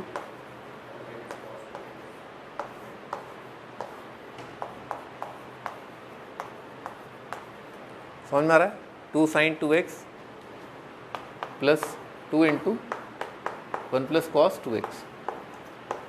क्लियर है ना? ठीक है। अच्छा, 3/2 प्लस 2 कितना हो जाएगा 7/2। और भाई cos 2x का कोफिशिएंट देख लेते हैं अपन। cos 2x का कोफिशिएंट है एक तो 2 माइनस 3/2 कितना आ जाएगा 1/2, प्लस क्या लिखा हुआ है 2 साइन 2x। तो यहाँ से यहाँ तक है ना, ये अपने क्या क्या बन रहा है a साइन b कॉस, बस एंगल 2x हो 3x हो क्या फ़र्क पड़ता है, कोई भी लीनियर एक्सप्रेशन हो x का कोई फ़र्क नहीं पड़ता। ठीक है, कोई भी लीनियर एक्सप्रेशन हो कोई फ़र्क नहीं पड़ता। ठीक है ना, तो कितना आ जाएगा प्लस रेंज कितना आएगा minus under root of 1/4 plus 4 से लेकर के अंडर रूट ऑफ, यही मसाला जो यहाँ पर है, ये कितना आ रहा है रूट 17/2 और बड़े वाले में ऐड किया तो आएगा 7/2 प्लस, वो एक ही बात है रूट 17/4।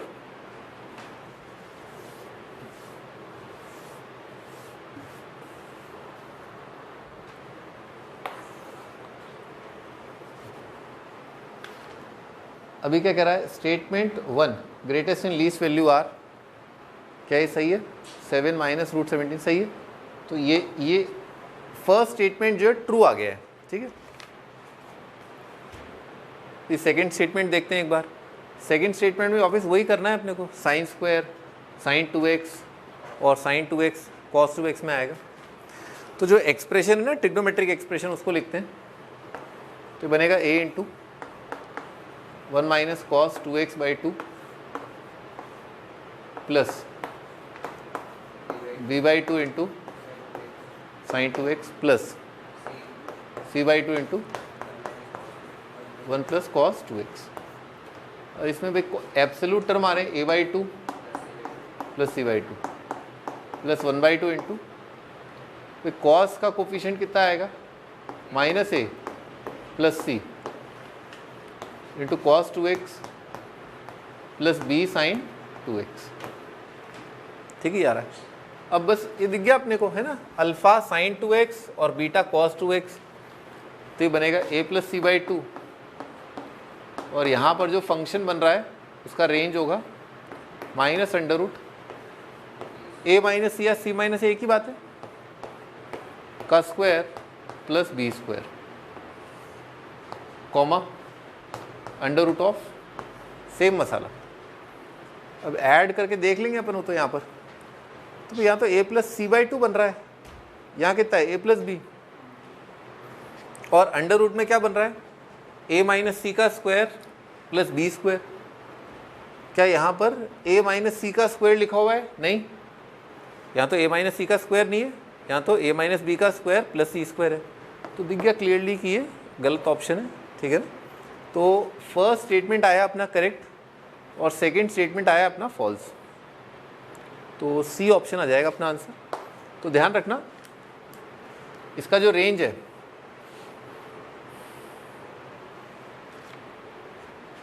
उसमें यहाँ पर b की जगह कितना आएगा c आएगा, और यहाँ पर भी b की जगह कितना आ जाएगा c आ जाएगा। ठीक है ना, फिर बाकी सब सही है, a square b square c square आएगा, बस यहाँ पर b की जगह c और यहाँ पर b की जगह c।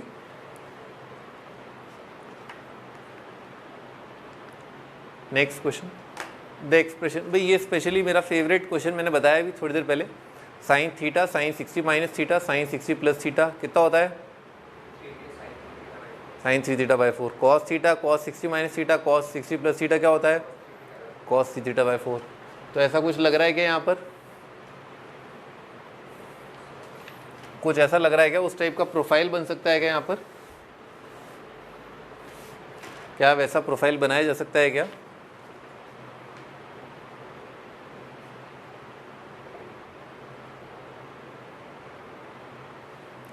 बेटे अगर ये मान लो ये थीटा है, अगर ये थीटा है तो ये क्या है, हाँ 60 प्लस थीटा, सही है ना। पर फिर ये क्या गड़बड़ कर रहा है, ये 60 माइनस 27 33 तो नहीं है। अच्छा इसका सप्लीमेंट्री एंगल क्या है, सॉरी कॉम्प्लीमेंट्री एंगल क्या है? अच्छा 3 और 57 में तो कनेक्शन है, थीटा हो जाएगा और ये क्या है 60 माइनस थीटा हो जाएगा। इसका कॉम्प्लीमेंट्री क्या है,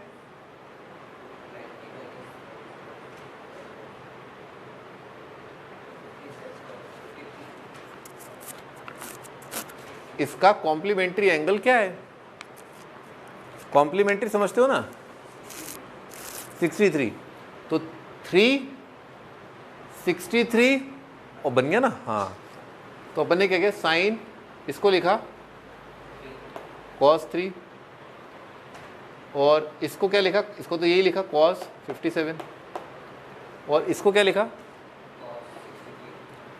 cos 63। अब ये पूरी पिक्चर बन गई, थीटा 60 माइनस 3 60 प्लस 3।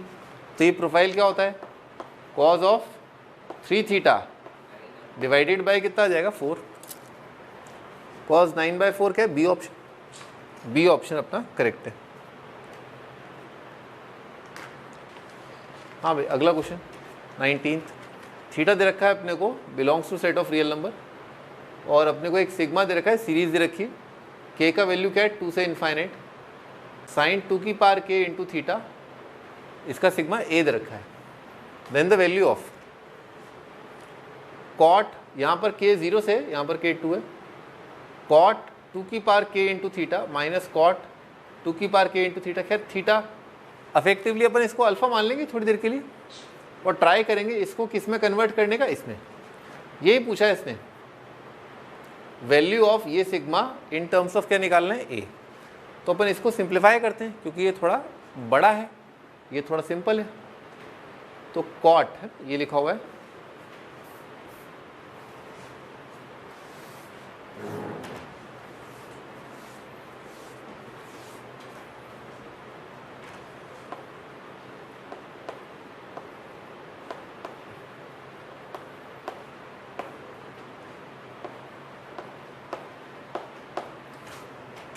ठीक है, ये लिखा है कॉट को कन्वर्ट कर लिया अपन ने कॉस बाय साइन में, cos cube cos upon sine multiplied by sine की पावर 4। ये ध्यान रहे कि एंगल जो चल रहा है ना, जो अल्फा है, वो थोड़ी देर के लिए क्या मान के चले अपन, 2 की पावर k इंटू थीटा। अच्छा, साइन की पावर 4 को इससे मल्टीप्लाई किया तो कितना आ जाएगा साइन, इससे मल्टीप्लाई किया तो कितना आ जाएगा साइन का क्यूब। इन दोनों में क्या कॉमन है, साइन कॉस, और कॉमन लेके कितना आएगा कॉस स्क्वायर, यहाँ से क्या आएगा साइन स्क्वायर। उड़ी बाबा, तो ये तो क्या बन गया कॉस टू थीटा का फॉर्मूला, और साइन थीटा कॉस थीटा भी क्या होता है साइन टू थीटा से एसोसिएटेड है। एक बार बनाते हैं इसको।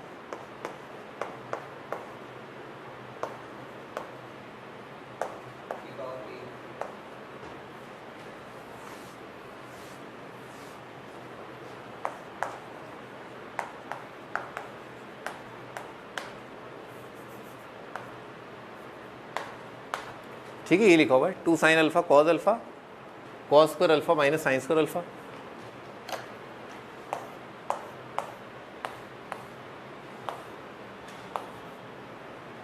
टू से मल्टीप्लाई किया डिवाइड किया तो बेटे ये बन जाएगा sine two theta cos two theta 2, तो 2 साइन कॉस क्या बन जाएगा फिर, और तो कितना आ जाएगा 1/4 इंटू साइन ऑफ, समझ में आ रहा है क्या, ठीक है ना, साइन 4 अल्फा। अब लिख लेते हैं इसको स्वच्छता के साथ, स्वच्छ भारत अभियान के अंतर्गत 2 की पावर कितना आ जाएगा, समझ में आ रहा है क्या, 4 से मल्टीप्लाई करेंगे, और इसका लिखा हुआ है सिग्मा, और इसकी इंडिसेस हैं 0 से लेकर के इनफाइनाइट। अच्छा, इसके वाले की कितनी है 2 से, एक बार इसको भी लिख के देखते हैं। k का वैल्यू कितना है 2 से इनफाइनाइट, साइन ऑफ 2 की power k into theta is equal to, ये रखा है a, ऑल राइट, हाँ भी पहचानो, तो 2 की power k plus 2 into theta upon 4।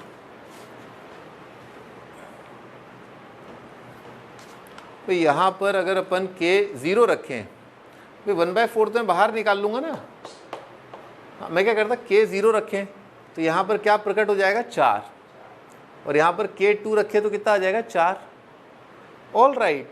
तो सिग्मा से कोई फर्क नहीं पड़ रहा है ना, यहाँ पर ये इंडिसेस से कोई फर्क नहीं पड़ रहा, क्योंकि अगर ये 4 है फिर 8 है फिर कितना आएगा 16, तो यहाँ पर 0 के लिए कितना आ रहा है 4, 1 के लिए कितना आएगा 8, और 2 के लिए कितना आ जाएगा 16। तो ये जो पिक्चर है यहाँ से लेकर के यहाँ तक, और ये जो पिक्चर है वो क्या एक ही चीज़ है, तो ये यहाँ से यहाँ तक कितना आ गया a, तो ये क्या बन गया a/4। तो this quantity is equal to a/4 है, ये a/4 के बराबर है। आंसर क्या आ जाएगा, आगरा आ जाएगा। ठीक है भाई, तो अपने को सिंप्लीफाई करना आना चाहिए, सीरीज को टैकल करना आना चाहिए। बहुत सिंपल क्वेश्चन था वैसे। हाँ भाई, 20th थीटा अगर दे रखा है 0 से 4 पाए, satisfying the equation sine theta plus 2 sine theta plus 3 sine theta plus 4, ये अगर 6 है, if sum of all values of theta is of the form k pi, then the value of k is, k की value बतानी है अपने को।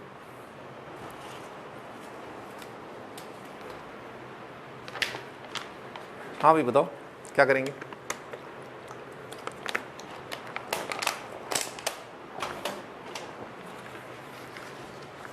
थोड़ा simple term में मानने के हिसाब से अगर ये पूरा t मान लें तो क्या बन जाएगा t+1, ये क्या बन जाएगा t+2।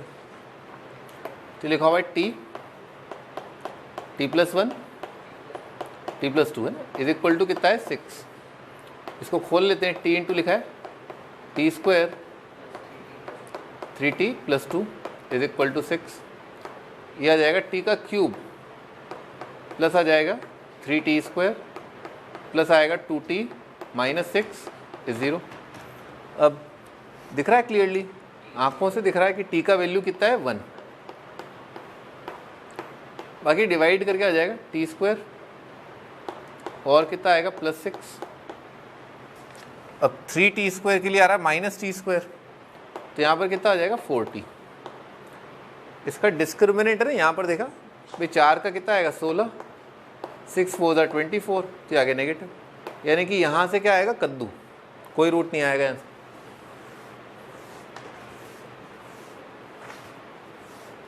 अच्छा तो t का वैल्यू कितना आ गया 1, t हम क्या मान के चल रहे थे ये, तो ये नंबर आ गया 1, तो साइन थीटा कितना आ गया बेटे -1। साइन थीटा -1 का सॉल्यूशन बताओ, जनरल सॉल्यूशन। अरे वो ठीक है, ये भी याद रखा करो भाई, ये ज़्यादा आसान रहता है कई बार इक्वेशंस में, ये वाला ज़्यादा आसान होता है ना, जनरल मत लिखा करो, ठीक है। क्योंकि साइन थीटा 1 और साइन थीटा -1 स्पेशल केस हैं, क्योंकि ये पॉजिटिव वाई एक्सिस और नेगेटिव वाई एक्सिस पर है। जब इसने बोला है कि थीटा भैया देखो 0 से 4 पाई ही लेना है, तो बताओ भाई n की जगह क्या क्या रखना है, 0 रख सकते हैं क्या, नहीं, तो n की जगह क्या रखना है 1, और क्या रखना है 2।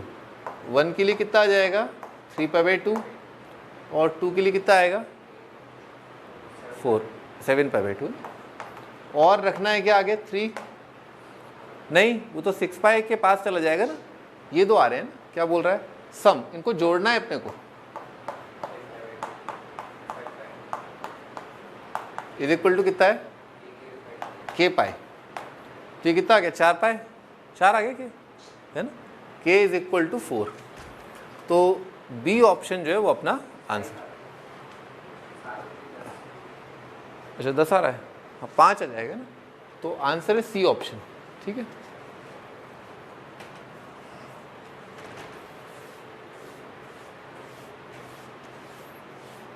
ये क्यूबिक को सॉल्व करने का एक और बहुत छोटा तरीका ये हो सकता है कि ये लगातार जो नंबर है, लगातार इंटीजर्स आ रहे हैं, ये कौन से 3 लगातार इंटीजर्स में एक्सप्रेस कर सकते हो, ये ध्यान रखना, इंक्रीजिंग होने चाहिए, ऐसा नहीं -1 -3 -2 -1 हो सकता है क्या,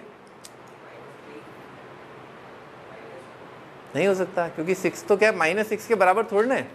तो अगर इसको लगातार 3 इंटीजर का प्रोडक्ट लिखना है तो वो एक ही हो सकता है 1 2 3, तो छोटा वाला कितना हो जाएगा 1। इस तरह से भी अपने सवाल को कर सकते हैं, ठीक है ना। नेक्स्ट क्वेश्चन जो है काफ़ी इंपॉर्टेंट है, अब ट्रिग्नोमेट्रिक फेज 2 के काफ़ी इंपॉर्टेंट क्वेश्चन स्टार्ट हो गए। लिखो भाई, इंपॉर्टेंट मार्क कर लो इसको ना, रिवीजन के हिसाब से सही है। Number of solutions of tangent of 5π cos theta is equal to cot of 5π sin theta for theta belonging to interval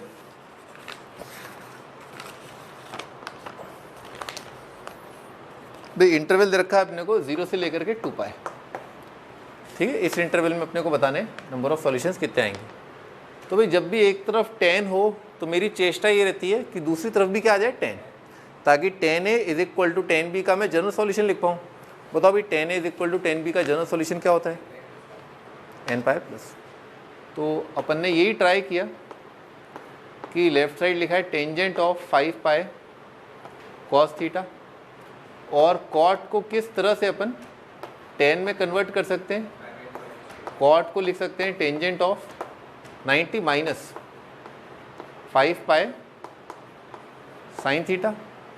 10a is equal to 10b कितना आएगा 5π cos theta is equal to n π plus π/2 minus 5π sin theta.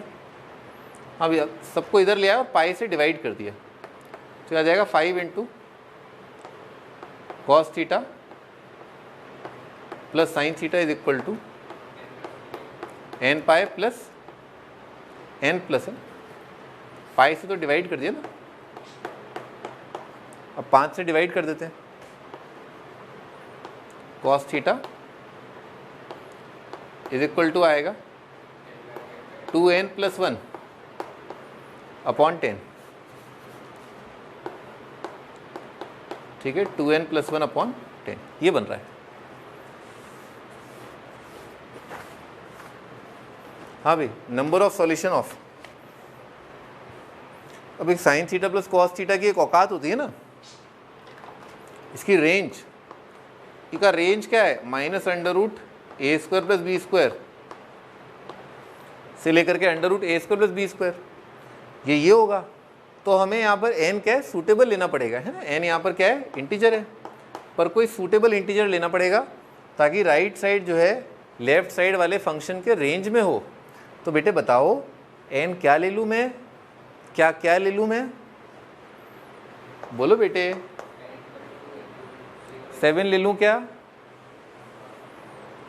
7 ले लूँ ना, हाँ, क्योंकि 7 ले लूँगा तो कितना आएगा 1.5, और ये कितना होता है करीब करीब 1.4, तो 7 नहीं लेना है। 6 ले लूँ क्या है, 5 ले लूँ क्या, 4 ले लूँ क्या, -7 ले लूँ क्या, अरे -7 ले लूँ क्या, हाँ, -8 ले लूँ क्या, हाँ, तो कितने ले लिए अपन ने, 5 6 5 4, बताया था ना। कितने इंटीजर हो गई, लास्ट माइनस फर्स्ट प्लस 1, कितने हो गई, 14 इंटीजर। तो n की कितनी वैल्यू आई अपने पास, 14, ठीक है ना। और वो क्या है, 6 5 4 ऐसे करके, है ना। अब दोबारा एक बार सवाल को पढ़ते हैं। Number of solutions of this for theta in 0 से 2 पाई, ठीक है। थीटा कहाँ से कहाँ तक है, 0 से 2 पाई। अब मेरे बेटे देखो, cos theta plus sine theta is equal to n की जगह क्या रखा है, 6, तो 6 रख के कितना आएगा बेटे 1.3, 5 रख के कितना आएगा बेटे, समझ में आ रहा है क्या, और 4 रख के कितना आएगा 0.9 is equal to dash dash, और -7 रख के कितना आएगा -1.3। क्लियर है क्या। अपने से पूछा है कि इस इक्वेशन के कितने आंसर हैं, और इस इक्वेशन के कितने आंसर हैं, और इस इक्वेशन के कितने आंसर हैं, और इस इक्वेशन के कितने आंसर हैं, और इनके क्या टोटल आंसर निकालने हैं, और टोटल आंसर किस इंटरवल में निकालने हैं इसमें, और उनको जोड़ के बताना है। सवाल समझ में आ गया, ठीक है।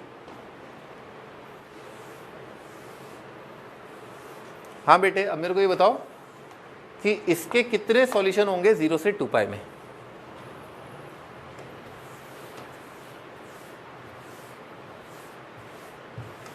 या इसके जो सॉल्यूशन होंगे वो कैलकुलेट कैसे करोगे बेटे, how will you calculate the solutions of this.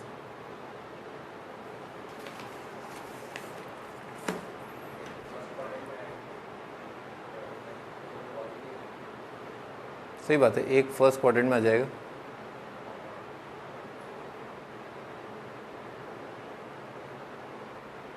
First quadrant में एक ही आएगा, गलत है।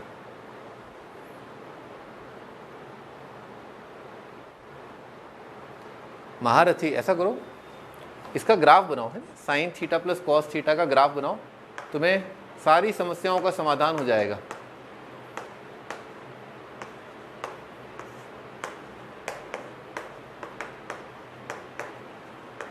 कृपा बरसेगी, ठीक है ना, कृपा तब बरसेगी जब साइन प्लस कॉस का ग्राफ बनाओगे। अभी कृपा नहीं बरस रही है, ठीक है ना।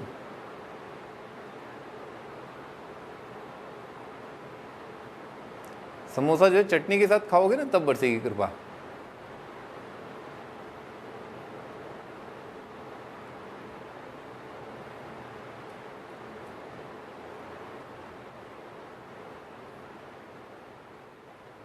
हाँ ठाकुर साहब, बनाया साइन प्लस कॉस का ग्राफ। अरे बेवड़े, साइन और कॉस दोनों का ग्राफ बनाने से क्या साइन प्लस कॉस का ग्राफ बन जाएगा क्या, मूर्ख। अरे साइन थीटा का ग्राफ बना दिया, कॉस थीटा का ग्राफ बना दिया, उसका साइन प्लस कॉस के ग्राफ से क्या कनेक्शन। परमात्मा तुम्हारी आत्मा को शांति दे। मैं कल तुम्हें जो है गोली से मार दूंगा, पता है। लिखो cos theta plus sine theta. अरे बुड़बक, cos theta plus sine theta का ग्राफ नहीं बना सकता। इसको ऐसा किया, पता है ना, सिंप्लीफाई करने के लिए क्या करते हैं, under root a square plus b square से मल्टीप्लाई डिवाइड करते हैं। हाँ भाई, अब क्या करना चाहिए, अब क्या कलमा पढ़ना होगा हमें, ठीक है ना, कलमा पढ़ना होगा। या तो हम पढ़ सकते हैं कॉज ए कॉज बी प्लस साइन ए साइन बी, या हम पढ़ सकते हैं साइन ए कॉज बी प्लस कॉज ए साइन बी, ठीक है। अब कौन सा कलमा ज़्यादा अच्छा रहेगा बताओ, हैं? मूर्ख हो तुम, ठीक है ना, कुछ भी पढ़ लो, क्या फ़र्क पड़ता है, हैं? कोई फ़र्क थोड़ा ना पड़ता है, दोनों सही है, दोनों से कोई दिक्कत नहीं है, ठीक है। चलो बनाओ कॉस थीटा माइनस 45 का ग्राफ तो बनाओ, कॉस थीटा माइनस 45 का ग्राफ बनाओ।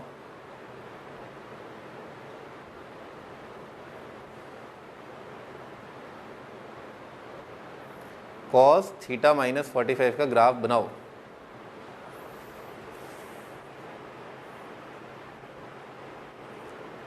बना लिए, बना लिए, दिखाया जाए। अरे वो सब मैं खिसका लूँगा, मैं तुम्हें खिसका दूंगा किस दिन। ये तो कॉस थीटा का ग्राफ है बेटे। अजय पाई/4 लिया, डर लग रहा था सर, हैं, तो मैंने पाई/4 वहीं चिपका दिया। भाई वो लेकर के आओ, क्या कहते हैं सर, बंदूक लेके आओ, बंदूक लेके आओ भाई। थीटा 45, अरे मूर्ख, ये एक्स एक्सिस है, ये वाई एक्सिस है, ठीक है। इसका ग्राफ है ना थीटा इज इक्वल टू 45, बना लो। ये अपना आ गया एक्स इक्वल टू 45। अब जो कॉस का जो ग्राफ है, ठीक है ना, कॉस का जो देसी ग्राफ होता है वो ये होता है, ये कॉस का ग्राफ है ना, 0 पर क्या आता है 1। अब ये क्या आ जाएगा, आंखों से दिख रहा है, 45 पर क्या आ जाएगा 1। मैं केवल इस ग्राफ की बात कर रहा हूँ, बाकी अपन एडजस्ट कर लेंगे। तो 45 पर 1 आ रहा है ना, तो यहाँ पर अपन दिखा देते हैं, ये y कोऑर्डिनेट 1 है, ठीक। तो ये जो लोकल मैक्सिमा था ना, मैक्सिमा, वो कितना हो जाएगा, 45 पर आएगा। बाकी सब सही है, बाकी सब यूं यूं यूं यूं होगा, है ना। और 0 पर देख लेना एक बार जरा, कितना आ रहा है 0 पर, वो 1/√2 आ रहा है, दिख रहा है ना 0 पर। कॉस माइनस 45 कितना होगा, 1/√2।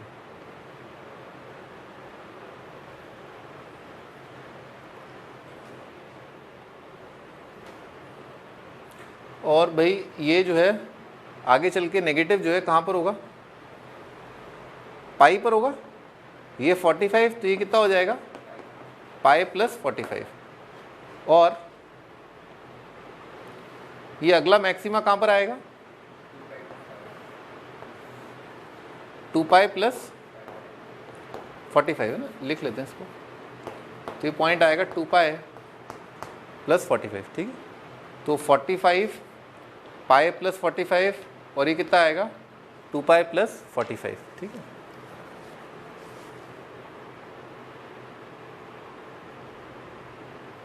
ठीक है भाई। अब मैंने तुम्हें बताया था जैसे लेफ्ट साइड अगर एक फंक्शन है और राइट साइड एक कांस्टेंट नंबर है, तो फंक्शन को अगर कांस्टेंट नंबर k के साथ बराबर किया और इसके अपन सॉल्यूशंस जो हैं वो जानना चाहते हैं, तो इसका ज्योमेट्रिकली मीनिंग क्या होता है कि फंक्शन के ग्राफ का हॉरिजॉन्टल लाइन है y is equal to fx का intersection with y is equal to k, ये कितनी जगह हो रहा है, जितनी जगह ये दोनों ग्राफ इंटरसेक्ट करेंगे उतने ही इस इक्वेशन के क्या होंगे, सॉल्यूशन आएंगे, ठीक है।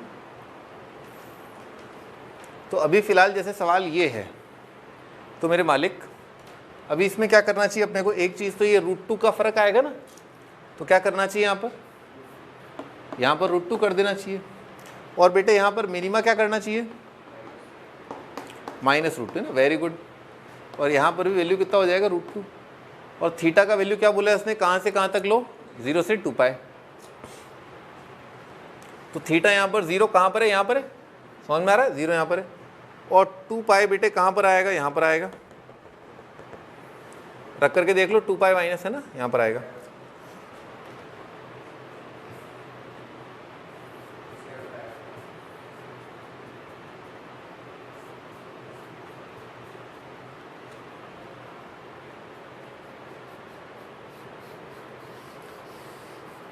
देखो क्लियर है क्या, ग्राफ कितना बनाना था अपने को, 0 से 2 पाई, थीटा की वैल्यू बस यहाँ है। ऑल राइट, अब अपन इस पर आते हैं, sign theta plus cos theta क्या है, 1.3। तो अपने को एक हॉरिजॉन्टल लाइन बनानी है। क्या है वो इक्वेशन? 1.3। तो बेटे बताओ क्या वो 1.3 यहाँ पर अड़ेगा या नहीं अड़ेगा?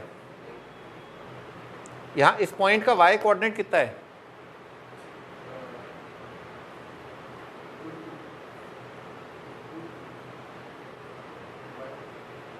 नहीं, ये पॉइंट कितना है यहाँ पर? थीटा का x कोऑर्डिनेट कितना है? 2 पाई। तो थीटा का x कोऑर्डिनेट 2 पाई है, तो 2 पाई माइनस 45 कितना आएगा? 7 पाई बाई 4। 1/√2 इंटू √2 कितना हो जाएगा? 1। तो ये मैंने बना दिया 1। ठीक है। हाँ, अब लाइन बनाई मैंने, कौन सी लाइन बनाई मैंने? y is equal to 1.3। तो आंखों से दिख रहा है y इज इक्वल टू 1.3, यहाँ से कहीं से जाएगा y इज इक्वल टू 1.3। तो 1.3 जो बनाया, तो एक ये और एक ये दो जगह जो है कट कर रहा है। तो कितने सॉल्यूशन आ गए इसके? कितने आ गए? 2। अच्छा, फिर 1.1 भी क्या आएगा? इसके ऊपर आएगा। इसने भी कितनी जगह कट किया? 2 जगह। बेटे 1 तो है नहीं, अगर 1 होता तो कितने आंसर आते? ओपन इंटरवल है ना, ये तो नहीं आता क्योंकि तो थीटा 0 है। एक आंसर यहाँ पर आ जाता और ये भी नहीं आता क्योंकि 2 पाई पर भी क्या ओपन है। तो 1 के लिए कितना आंसर आता है? 1। पर 1 है नहीं अपने को, तो क्या है अगला? कितना है? 0.9। तो 0.9 क्या होगा? इसके ठीक नीचे की तरफ होगा और उसकी भिड़ंत कहाँ होगी? यहाँ और यहाँ। तो कितने इंटरसेक्शन आ गए? 2। तो इसके 2, इसके 2, इसके 2, ठीक है, सबके 2 हैं। और यहाँ पर भी क्या होगा? जब लाइन ड्रॉ करोगे ना y इज इक्वल टू -1.3, तो मिनिमा से ऊपर कितनी जगह कट कर जाएगा? 2 जगह। तो कितनी इक्वेशन है ये? टोटल बताया था ना कितने? 14। और हर एक इक्वेशन के कितने सॉल्यूशन है? 2। तो आंसर कितने हो जाएंगे? 14 इंटू 2 यानी कि 28। बहुत ही खूबसूरत सवाल था ये, ठीक है ना। 28 आंसर आ रहे हैं इस सवाल के।